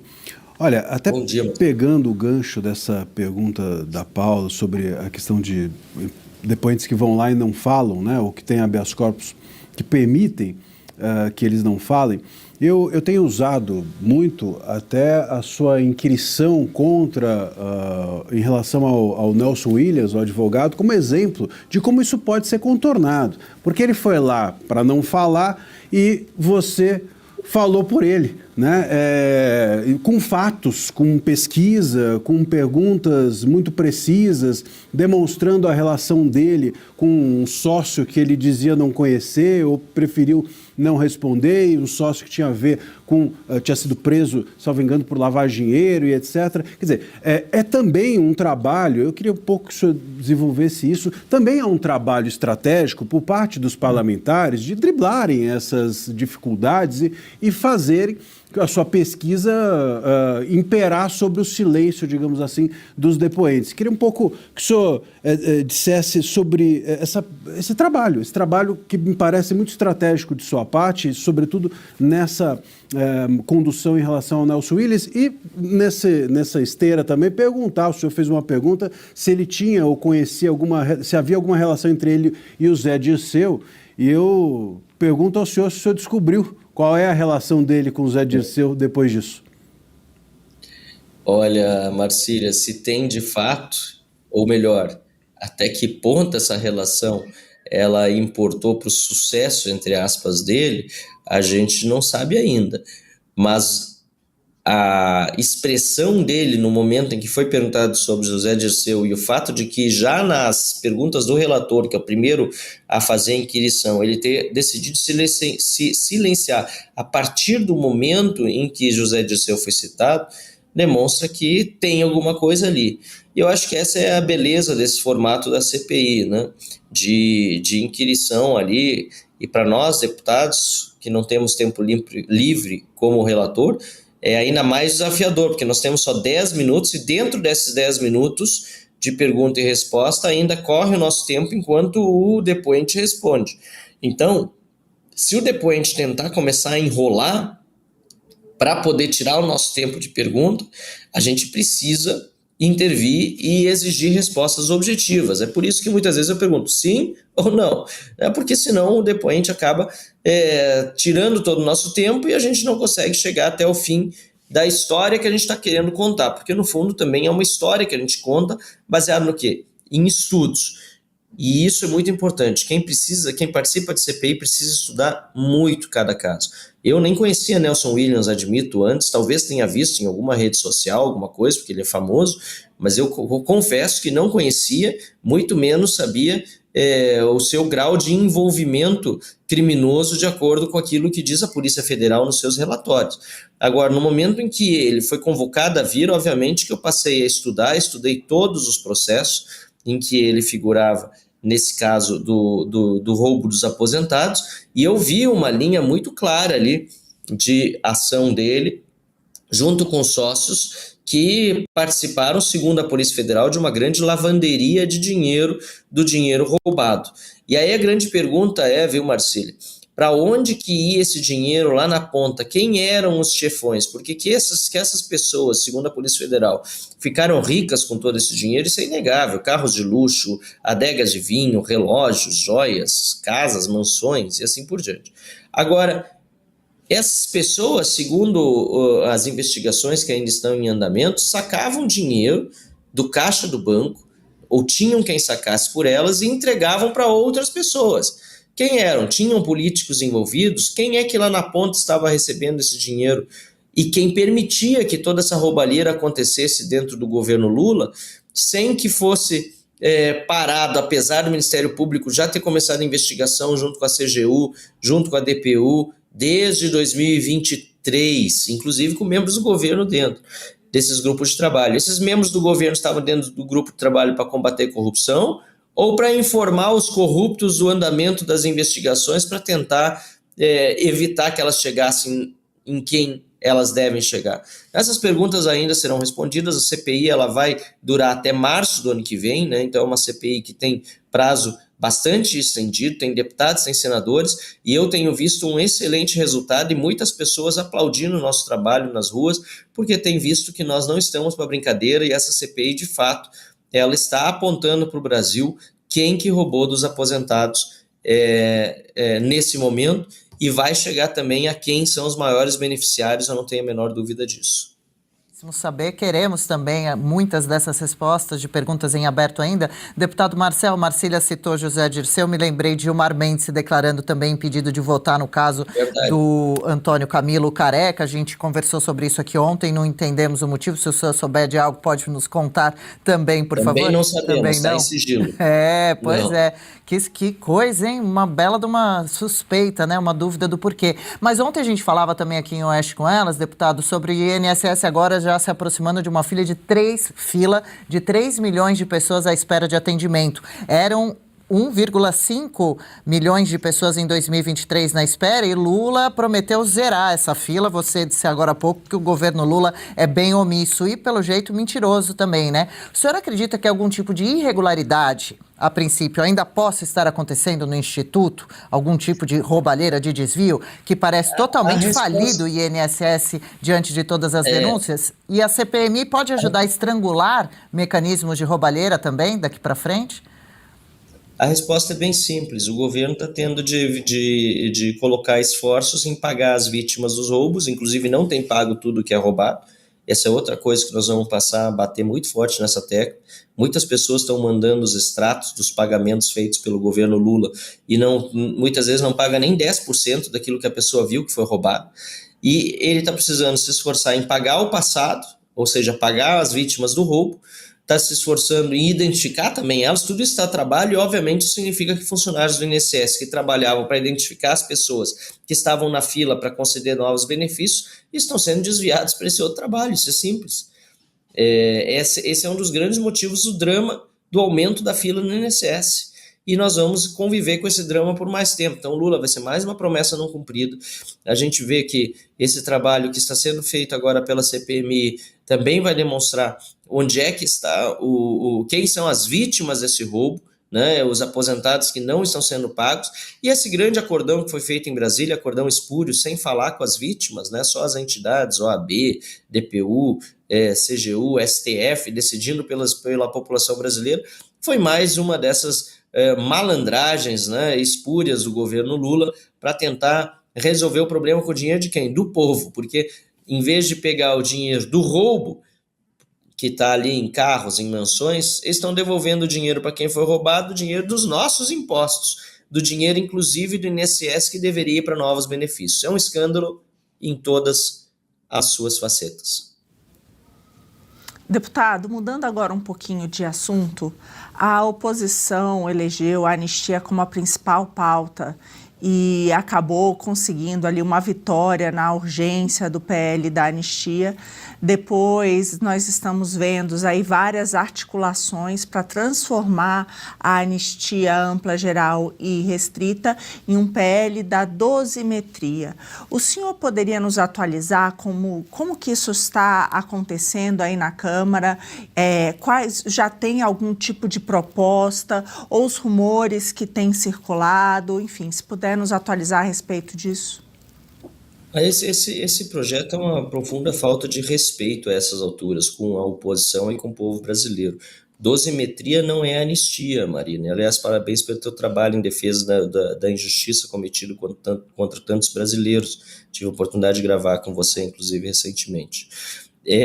Nós estamos vendo um relator que foi indicado pelo Alexandre de Moraes, ou pelo menos que tem seu total suporte. O Alexandre de Moraes, que já é suposta vítima, investigador, julgador, agora também ele é o relator do projeto da anistia, porque é o que você quer saber de bastidor, é o que todo mundo diz em Brasília. O próprio Paulinho vem dizendo, olha, semana não dá para votar porque o homem está brabo, né, por causa das sanções da esposa dele. Um negócio absurdo. E uma falta de respeito também com a oposição, porque não tem o texto apresentado. Amanhã nós teremos uma reunião da bancada com o relator Paulinho, e aí nós vamos conversar sobre isso. Meu primeiro ponto vai ser esse: olha, nós queremos ver o texto, porque não adianta a gente ficar conversando sobre teorias, ainda mais sobre dosimetria, que não é anistia. Não adianta a gente ficar vendo Michel Temer e Aécio Neves recebendo Paulinho da Força e a gente não saber o que é e o que não é esse texto. Acho muito importante, até agora indo para o encerramento, convidar todos os brasileiros aqui de Brasília e quem mais puder vir, para o dia 7 de outubro, à tarde, estarem conosco na nossa caminhada aqui que a gente está fazendo a partir das 16 horas em favor da anistia. E essa caminhada vai ser fundamental para que a gente tenha aqui a pressão sobre o Congresso no dia de semana, numa terça-feira, no dia em que estão os deputados e senadores todos aqui, para dizer na semana que vem, alto e bom tom, não queremos dosimetria. Aliás, os próprios presos do 8 de janeiro, a Associação dos Familiares e Vítimas, têm deixado isso bem claro, não querem saber de dosimetria, não querem ficar com essa pecha, que é o que querem colocar nelas, de pessoas condenadas. Não, elas são pessoas inocentes, a maior parte. E quem quebrou alguma coisa já pagou, sem dúvida nenhuma, muito mais do que qualquer outro vândalo já pagou no Brasil. Então, quer dizer, é preciso defender a anistia e depois também a anulação dos processos. E digo mais, vamos precisar buscar ainda reparação para os danos causados a essas pessoas. Deputado, o Conselho de Ética vai abrir, um processo contra o senhor. Qual é a sua visão sobre a perseguição política que setores do governo têm feito contra a oposição e figuras independentes? É um absurdo, é mais uma vez a gente vê que o Congresso está sendo colocado, enfim, de joelhos perante as vontades do Executivo, que é representado pelo PT e pelo Lula. A esquerda sempre fez esse tipo de obstrução, Júlio, inclusive com atos violentos, e não foi perseguida nunca por isso. Então, eu acho absurdo que a gente esteja sofrendo isso, e, sem dúvida nenhuma, vamos trabalhar até o fim para reverter essa tremenda injustiça. Com certeza, a população brasileira tem se demonstrado estar ao nosso lado, tem recebido muita solidariedade, e eu disse para o próprio Hugo Mota, olha, se me punir por 30 dias, pode, aliás, me punir por mais, até me cassar o mandato, não vai ser tão grave quanto aquilo que brasileiros e brasileiras sofreram depois do 8 de janeiro, e tantos outros que são censurados, tiveram contas bloqueadas, pessoas que não têm condição de pagar um advogado, que foram jogadas na cadeia. Então eles podem fazer o que quiserem comigo, porque ainda que seja injusto, vai ser menos injusto do que tudo que já cometeram de injustiça contra tantas outras pessoas, e foi por esse motivo que nós fizemos aquela obstrução. E deputado Marcel Van Hatten participando de Oeste com Elas nessa manhã. Muito obrigada, deputado, por todos os esclarecimentos, pela gentileza de nos atender. Até uma próxima, estaremos acompanhando os trabalhos. Tudo de bom, boa terça.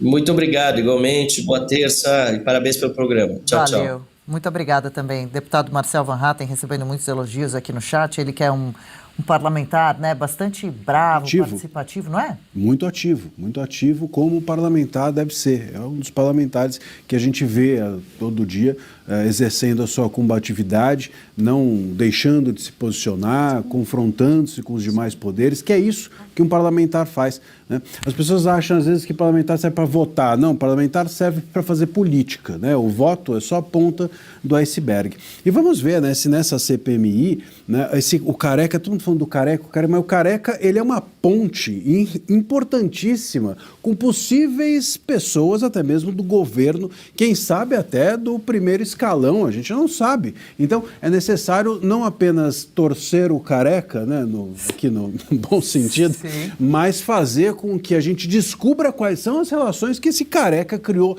durante todo esse tempo, para ver se esse governo, que no ano que vem vai estar posto nas urnas, se ele está apto a ser... Agora, eu posso só fazer uma pergunta aqui? Marcília, sabe o que me deixa, às vezes, bastante indignada, na verdade? É isso, como é que o Congresso, né, que é eleito, poder legítimo, abre uma CPMI que é mista, e aí faz uma coisa dessa, e aí vai depender agora... Bom, vamos esperar que a decisão do André dê seguimento, né, a essas prisões, porque elas foram feitas por um motivo muito grave, que é mentir ali na cara dura, né? Eles descobriram todas essas relações, eles quebraram os sigilos. Ali eu assisti a do sócio do Careca do INSS, e eles falam, olha, tem aqui dezenas de milhões que foram sacados nas agências em Brasília. O senhor sacou e ele desconversando. Eles têm lá a quebra do sigilo mostrando saques milionários.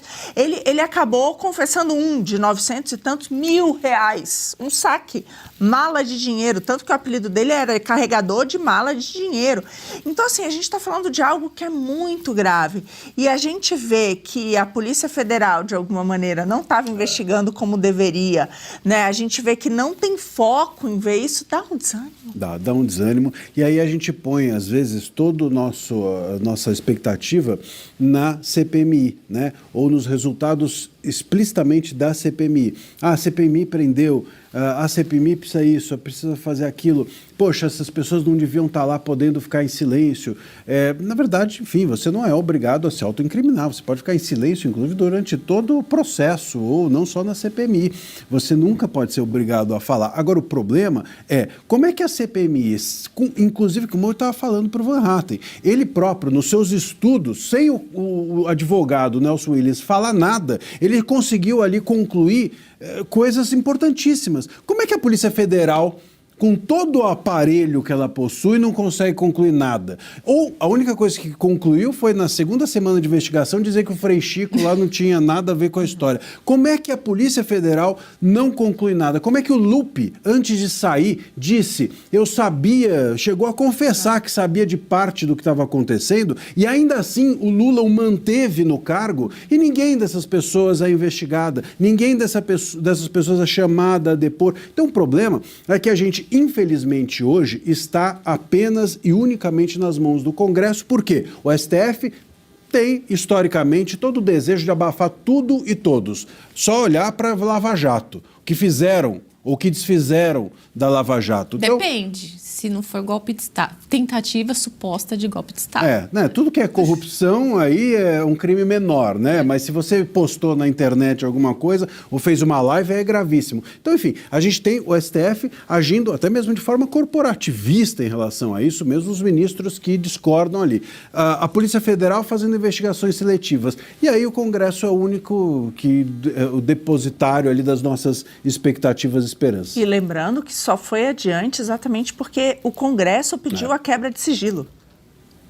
Exatamente. Olha que ponto nós chegamos, né? Ou seja, numa coisa grave como essa, você não teria a quebra de sigilo dessas pessoas se a gente não tivesse instaurado uma CPMI. Olha o nível do que a gente está discutindo. Aí depois a gente fala de bebida adulterada, de facções, né? 1/4 da população vivendo sob facções. A gente traz tudo isso à tona, tráfico humano, né? Tudo isso. E aí, como é que isso vai ser combatido? Por quê? Pois é. E ainda querem, bem ou mal, alguma coisa ainda é feita por conta das polícias, né, militares, por conta dos estados, de alguns governadores que estão ali engajados em combater o crime. Imagina centralizar tudo isso. Hoje vai ser quem lá? O nosso ministro da Justiça, o Lewandowski, que vai resolver esses problemas? Ele que, inclusive, está com um dos filhos sendo também alvo de investigação porque teria um conflito de interesses na prestação de serviço para pessoas relacionadas a isso. Quer dizer, a CPMI hoje está contra tudo e contra todos. É por isso que a gente precisa sempre fortalecer de fato o Congresso e também não cobrar. Não cobrar tem que cobrar, mas não ter a expectativa de que eles sozinhos vão resolver o problema. A gente precisa ter um Estado que não esteja aparelhado. Uma Polícia Federal independente, um STF que não seja conivente e assim por diante. Não dá para o Congresso resolver o problema do país sozinho. Sobretudo eu acredito que dá, porque tem muita lei ali que eles conseguiriam passar para facilitar, inclusive, a melhora do nosso judiciário. Mas aí fica para outro tema, porque a gente estourou. Estouramos, falando demais aqui. Agora, vocês aí falando do careca do INSS, o advogado dele já pediu para não chamar ele assim, o cliente dele. Hein? Parem com isso. Antônio Carlos Camilo chegou a processar veículos por isso e perdeu. Tá bom? Porque ele não é careca e não é do careca, INSS. né? Não é careca. O problema não é ele ter feito as coisas que estão acusando que ele fez. O problema é chamá-lo de careca. Você falou que ele podia ser torcido no bom sentido. Podia torcer ele no mau sentido também agora. O Brasil, que faz a economia acontecer, está em Oeste Negócios. Que o nosso futuro está relacionado a isso aqui que nós estamos falando. Produto que está sendo polido e arrumado ele durante 50 anos. A gente sabe como fazer as coisas darem certo nesse país. Por que eu estou dizendo que isso é tão importante para o Brasil? Empresários, empreendedores, executivos de empresas compartilham suas experiências de investir e crescer no Brasil. O Brasil é um dos poucos lugares do mundo em que se pode crescer 2 dígitos ao ano. Há demanda, há recursos e tem muito talento. É difícil às vezes? Mas tem muita gente que faz e acontece. Toda segunda-feira, às 8h30 da noite, nos canais da Revista Oeste, tem Oeste Negócios. Comigo, Adalberto Piotto, meus convidados e você. Sobre caminhada a favor da anistia, familiares do ex-presidente Jair Bolsonaro e lideranças da direita convocaram essa caminhada pela anistia para agora, dia 7 de outubro, às 16h, com concentração em frente à Catedral Metropolitana de Brasília. Em um vídeo publicado nas redes sociais, o pastor Silas Malafaia afirma que os artistas são os familiares dos presos. Vamos conferir. Caminhada pela anistia em Brasília, dia 7 de outubro, às 16 horas. 7 de outubro, terça-feira, em Brasília. A partir das 16 horas, com saída em frente à Catedral. Caminhada da Anistia. Os artistas são as famílias das pessoas injustiçadas. Vamos lá! As famílias dos prisioneiros políticos que estão sofrendo estarão nessa caminhada. E eles precisam, mais do que nunca, do nosso apoio. Contamos com a sua presença. E agora é a reta final. A anistia vai ser votada na Câmara e os deputados precisam ver a nossa força e ouvir a nossa voz em Brasília. Você é o nosso artista, você é a estrela do filme da vida real, que vai para as ruas de graça, porque tem coração e quer o melhor para o nosso Brasil. Eu gostei muito do que eles falaram e do que o Flávio falou, né? Eu costumo dizer que eu sou uma artista da vida real e sempre são as pessoas que mais me interessam no mundo, né? O ser humano comum, não aquele que vai para ilhas de caras. E é importante, né? Eu acho que a caminhada pela anistia no dia 7 é um ato de justiça, né, gente? É para a gente não esquecer e reparar abusos e devolver a dignidade para os presos políticos, né? Agora eu fico pensando, quem vai dar de volta esses anos perdidos, né? Quem vai tirar o trauma das crianças, das mães que estão presas por nada? E é engraçado que a esquerda vinha tentando fazer passeatas e quando não tem showmício, é pífia, ninguém vai. Aí põe lá os medalhões e as pessoas vão. Isso mostra bem como é que é a esquerda. Eles não fazem nada sem ter um ganho, bem diferente da turma, né, que está literalmente preocupado com os vários presos políticos injustamente, né, nesse momento. Então, assim, aproveito aqui para convidar nossos seguidores que moram em Brasília, vão lá, porque é muito importante que a gente mostre a nossa força, porque nesse momento tem várias mães longe dos seus filhos. Dia 7 de outubro, terça que vem, é uma questão muito importante, urgente, humanitária, e o vídeo diz, né, chama atenção, não levaremos artistas, né, no lugar dos verdadeiros artistas nossos serão familiares, né, pessoas envolvidas que estão sofrendo desde as prisões dos manifestantes, porque a caminhada da esquerda, ou aquele pré-carnaval, não a caminhada, mas reuniu Gilberto Gil, Caetano, Chico Buarque, Daniela Mercury, aí fica mais fácil atrair um público para a rua, né? O Chico Buarque, aliás, cantando Cálice. Eu juro para você que parecia meme. O Chico Buarque canta Cálice, né, para calar os outros. É um troço surreal, né, e mostra como as pessoas realmente perderam completamente a noção em nome da sua ideologia. Agora, bom, primeiro a gente precisa ver como que isso vai ser noticiado, né? Então, talvez a imprensa tradicional volte a dizer, até o último domingo, manifestação era um ato de democracia. Agora a manifestação talvez volte a ser fascista, né? Porque é para a direita. Então, quando é com a esquerda, a manifestação é um ato democrático. Agora, quando é com a esquerda, é um ato democrático. Quando é com a direita, é um ato fascista. Isso, provavelmente, a gente vai assistir ridiculamente noticiado na semana que vem. Mas é muito importante, a gente precisa dizer isso, que manifestar-se é hoje talvez um dos atos mais relevantes que o povo pode fazer.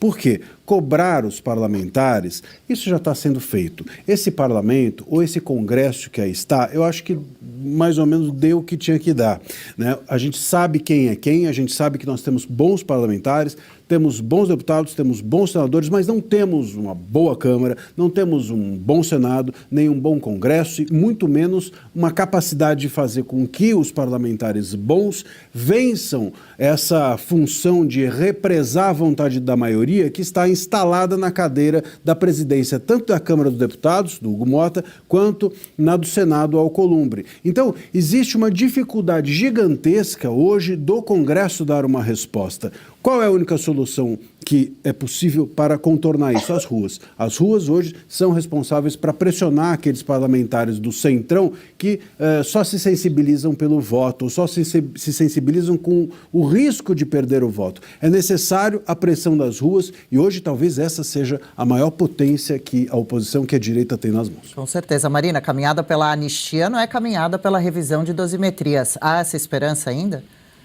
Sem dúvida, temos que ter essa esperança e lutar por ela, essa que é a realidade. Agora, é importante dizer aqui que eles marcaram num dia de semana exatamente com esse intuito de mostrar para os parlamentares a voz do povo, porque isso é fundamental. Não existe nada que um tirano tema mais do que povo na rua. Aliás, é a única coisa que de fato coloca medo em qualquer tipo de tirano, é ver que a população não aprova aquilo que está sendo feito. Então, por isso que é tão importante essa manifestação. E a gente tem que lembrar também que a maior parte do Brasil, gente, não entende o que aconteceu de fato no 8 de janeiro. Eu lembro que, no fundo, quando esse documentário surgiu, o intuito era outro, né? A gente ia discutir pautas importantes para o Brasil do futuro, falar da questão de segurança, falar da questão da educação, tantas coisas que a gente tem, tantas prioridades que a gente tem aqui no nosso país, e trazer gente boa, especialistas para tocar no tema. Era um projeto original.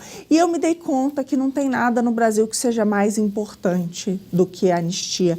E também de que a maior parte das pessoas não conhece a história do que aconteceu de fato ali. Não entendem a cilada que foi o 8 de janeiro. Não entendem o drama pessoal de quem foi preso ali. A gente está falando de 2.000 pessoas que foram presas entre o dia 8 e o dia 9. Gente que estava ali por acaso, gente que foi presa só por estar, né? Imagina, a gente teve ali quase 2.000 pessoas dentro do QG, teve gente que chegou ali de madrugada e não conseguiu mais sair, teve Uber que foi preso, né? Que foi ali buscar alguém e acabou sendo preso também, gente que estava andando de bicicleta e foi presa. É uma verdadeira loucura o que aconteceu naquele dia. Então, assim, se a gente pudesse falar do que aconteceu, no fundo, é um retrato da injustiça. É o grande retrato da injustiça no nosso país. E a gente precisa mostrar. Então, eu achei que é um evento muito importante e mais importante ainda, porque dessa vez, pelo visto, e eu espero que seja assim, eles vão deixar essas pessoas contarem as suas histórias. Então, é muito importante que os familiares dos presos, né, aquelas pessoas que passaram por isso, deem o seu depoimento do que de fato aconteceu. Que essa verdade fique aí circulando. Vocês lembram o que aconteceu na época da Débora, né? Teve ali uma comoção muito grande. E aí muita gente no Brasil acordou, não só pessoas da direita, gente da esquerda também, gente que nem liga para a política, falando sobre o assunto. Por quê? Porque elas foram comovidas, porque elas entenderam, puxa, como é que pode 14 anos de pena para uma mulher? Como é que pode essa mulher estar longe dos filhos só pelo ter escrito com batom? Então, assim, a gente precisa trazer isso à tona e essa caminhada vai ser muito importante nesse sentido. Muito importante. Paula Camacho, dos mais de 1.400 presos do 8 de janeiro, 141 continuam na cadeia, 44 estão em prisão domiciliar, 552 pessoas teriam fechado um acordo para sair fora, né, do processo, e também dessas pessoas todas, 112 já foram condenadas desses 141. 29 estão em prisão preventiva. Pois é, tem um pessoal aí falando que vai ser dosimetria, né? O Barroso falou que aceita dosimetria, que o STF aceita dosimetria. Então, vocês querem dosimetria? Pode ser essa dosimetria aqui. Pega todas as pessoas que foram condenadas e presas no 8/1, libertem todas, indenizem todas as pessoas. Libertem o ex-presidente Bolsonaro e deixem ele elegível para o ano que vem. O que vocês acham de dosimetria desse jeito? Se for uma dosimetria assim, acho que todo mundo aceita mesmo. Vamos nessa. O ministro Alexandre de Moraes autorizou que o ex-deputado Daniel Silveira avance para o regime aberto, mas com diversas condições restritivas. Entre as regras impostas estão uso de tornozeleira eletrônica, de novo, né? Proibição de uso de redes sociais, recolhimento domiciliar das 19 às 6 nos dias de semana e recolhimento integral nos fins de semana e feriados. A Secretaria de Administração Penitenciária deve enviar relatórios semanais ao Judiciário para acompanhar o cumprimento dessas condições. Silveira tinha sido condenado, você se lembra, 8 anos e 9 meses de prisão e tinha pedido a progressão de regime com base em remissão de pena e bom comportamento. Até parece que a gente está falando de um preso, uma pessoa, Marina, super perigosa, um criminoso de alto... Se fosse, não estaria preso tanto tempo. É verdade. Só a gente vai receber o deputado Marcel aqui e vai falar sobre isso. Mas a grande realidade é que aqueles que foram presos ali na CPMI por mentir, né? Porque claramente tinham várias evidências ali que deveriam levar à sua prisão, que roubaram bilhões e bilhões, estão soltos. Os corruptos todos estão soltos. O crime organizado está aí, ó. Está aí o tempo inteiro mandando no Brasil, nesse narco-estado. Agora, um parlamentar que fez uma crítica dura, sem dúvida, né? Não mediu ali as palavras para atacar o nosso STF, mas tem que lembrar que foi depois daquela decisão absurda de proibir os policiais de subirem nos morros, nas favelas, ou seja, é deixar aquela população inteira sem proteção. Essa que é a grande realidade, é coibir o Estado de adentrar certos locais, é dizer de uma vez por todas que aquilo ali pertence ao crime. Foi esse o desabafo de Daniel Silveira e por isso, gente, ele está preso. Ele estava, bem ou mal, exercendo o papel daquele motivo pelo qual ele foi eleito. E ele combatia exatamente a criminalidade. E aí o cara está preso nessas condições, passou por tudo que ele passou. A gente viu ali, foi retirar, sofreu com pedras nos rins, foi retirar, foi mandado de volta para a prisão, depois fez uma cirurgia, recebeu, pode se tratar assim, mas tendo que viajar não sei quantas horas, tendo que ir voltar o tempo inteiro. Só barbaridade. Aí agora a gente escuta isso. Eu não sei o que eu sinto, sabe, Adriana? De certa maneira, você pensa, nossa, eu não consigo imaginar o que o Daniel Silveira está passando, então dá um certo alívio. Mas, por outro lado, dá tanta raiva do que ele passou até aqui, do que ele vai continuar passando, porque ele vai continuar usando tornozeleira, ele tem todas as suas redes sociais bloqueadas, porque isso é o modus operandi dessa turma, é calar, ou seja, ele não vai poder falar o que ele sofreu, ele não vai poder dar o depoimento dele do que está acontecendo, ele não vai poder trazer a versão dele dos fatos, nada. Agora que eles conseguiram simplesmente enterrar de alguma maneira a figura pública do Daniel Silveira, aí ele vai poder ficar com tornozeleira, voltando à noite para casa, sabe? Então, assim, dá muita raiva. Eu acho que esse é o ponto, assim, do que a gente sente ao ver uma decisão como essa, sinceramente. Com certeza, que a injustiça causa muita raiva, né? Juliana Moreira Leite, Eduardo Bolsonaro ontem dizia, não há o que comemorar com esse avanço aí para regime aberto de Daniel Silveira, porque nem deveria ter sido preso, né? Eu entendo também esse posicionamento. De qualquer forma, algum alívio para o ex-deputado e também essa proibição de rede social, hein? Já pensou, Daniel Silveira vai para as redes e desabafa como uma pessoa livre tudo o que sente, que vem vivendo? Você vê que mostra bem o medo que essa cambada tem que a verdade circule. É o que eles mais temem, né?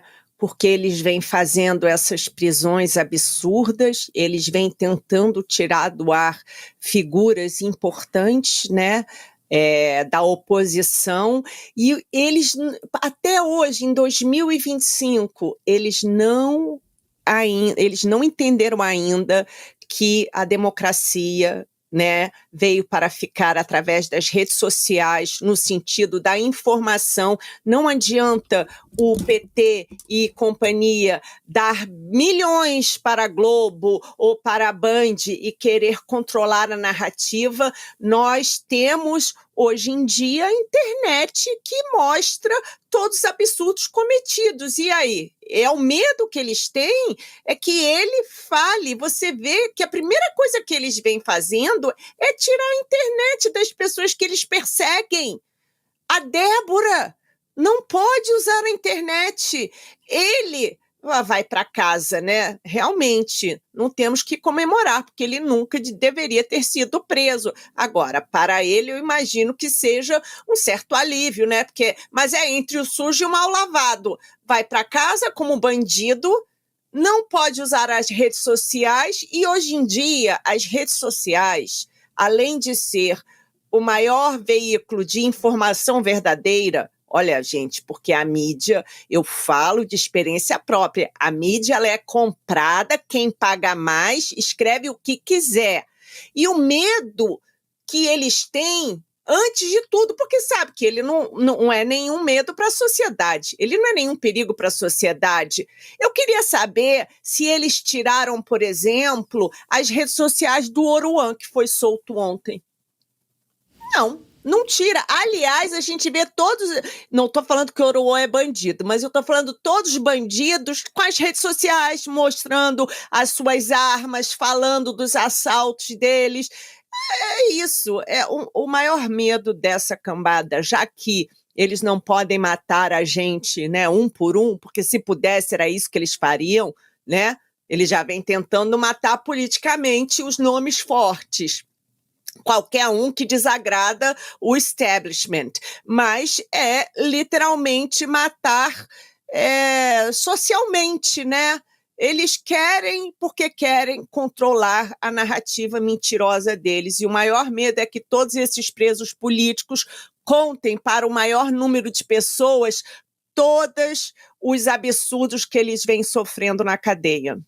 O caso do Daniel Silveira é bastante emblemático e faz a gente se lembrar da PEC das prerrogativas, né, que gerou tanta polêmica, claro, mas que deixa também bastante nítido como os parlamentares não confiam no foro privilegiado, nos direitos que tem. Falou mal do Supremo, do atual governo, de urnas eletrônicas, a perseguição pode ser cruel. Veja o caso. A perseguição pode ser cruel, mas vamos lembrar que o Daniel Silveira foi preso porque o Congresso aprovou. Então, não foi apenas o STF que fez o trabalho sujo aqui. Também os colegas dele o fizeram. E isso precisa ser sempre lembrado como um exemplo para o Congresso de como a proteção das prerrogativas é algo a ser feito dentro do Congresso. Não dá para ficar esperando que isso seja algo oferecido. Assim como a conquista das nossas liberdades não é algo que a gente tem que ficar esperando que nos deem. As nossas liberdades precisam ser sempre conquistadas. É resultado do nosso esforço e não de alguma coisa que entregam para nós. Se entregam para você, já não é liberdade. Liberdade é fruto de conquista e respeito a prerrogativas também. O Congresso desrespeitou as suas prerrogativas no caso do Daniel Silveira, até porque o Daniel Silveira pode ser, a gente sempre diz, né, tem que fazer essa ressalva. Não concordo com o que ele disse, mas o que ele disse não é crime. E não foi crime, seja porque o artigo 53 da Constituição permite que parlamentares digam quaisquer palavras, seja porque aquilo que foi atribuído a ele como uma ameaça ao Estado democrático não existe. É ridículo pensar que um deputado ou um parlamentar falar algo ameaça ao Estado. Tem um problema do Estado. Se o Estado se sente ameaçado por palavras, o Estado é fraco e não parlamentar, que é algo muito ultrajante. Então, é nesse lugar que a coisa tem que ser dita. E as ameaças também atribuídas a ele, de bater em ministro com um gato morto, quer dizer, é ridículo pensar que isso é uma ameaça real. Então, tudo isso precisa ser posto no lugar. E eu acho que o ponto aqui também chave é o seguinte: ele progride de regime não porque o Moraes foi muito bacana com ele, e sim porque isso é uma obrigação da lei. A lei obriga a progressão de regime. Só que o Moraes, aquilo que o Moraes podia fazer era liberá-lo, e isso não fez. Você progride do regime semiaberto para o aberto significa o quê? O Estado está entregando para você confiança na sua liberdade. Pô, a pessoa está indo para o regime aberto, a palavra está escrita, ó, aberto. O que isso quer dizer? Aberto é o contrário de fechado. Pô, se você vai para o regime aberto, significa que você já pode exercer as suas liberdades, que o Estado está confiando que você as exerça bem. Se você vai para o regime aberto, mas te colocam tornozeleira, falam para você entrar e sair tal horário, não pode sair de fim de semana, não pode usar a liberdade de expressão nas redes sociais, então não é aberto. Há um contraste óbvio entre o regime aberto e todas essas restrições impostas ao Silveira. Então, o que parece é que o Moraes tinha o Silveira, sempre teve o Silveira como um preso de estimação. Agora ele virou um solto de estimação. É bem isso mesmo, Marcília. Paulo, eu acrescento só mais uns dados. Ele foi condenado, só para deixar bastante claro, em 2022 a 8 anos e 9 meses de prisão por ameaças ao Estado Democrático de Direito e tentativa de interferência em processo judicial. E agora, Moraes diz que o ex-deputado tem esse direito à progressão, pois já cumpriu 4 anos e 1 mês de prisão, teve bom comportamento e também acumulou 389 dias de carga horária de estudos e trabalhou e pagou multa de R$271 mil. Pois é, em 2022, Adri, Daniel Silveira levou mais de 1,5 milhão de votos para o Senado, mesmo inelegível. Olha o potencial político que o Daniel Silveira tem. E é por isso um dos motivos pelo qual ele é perseguido. você percebe que todas as pessoas que tiveram extremas ilegalidades explícitas ilegalidades nos seus processos, como, por exemplo, o Daniel Silveira, que não deveria nem ter sido preso por coisas que ele falou, sendo deputado, por tudo isso que o Marcília falou.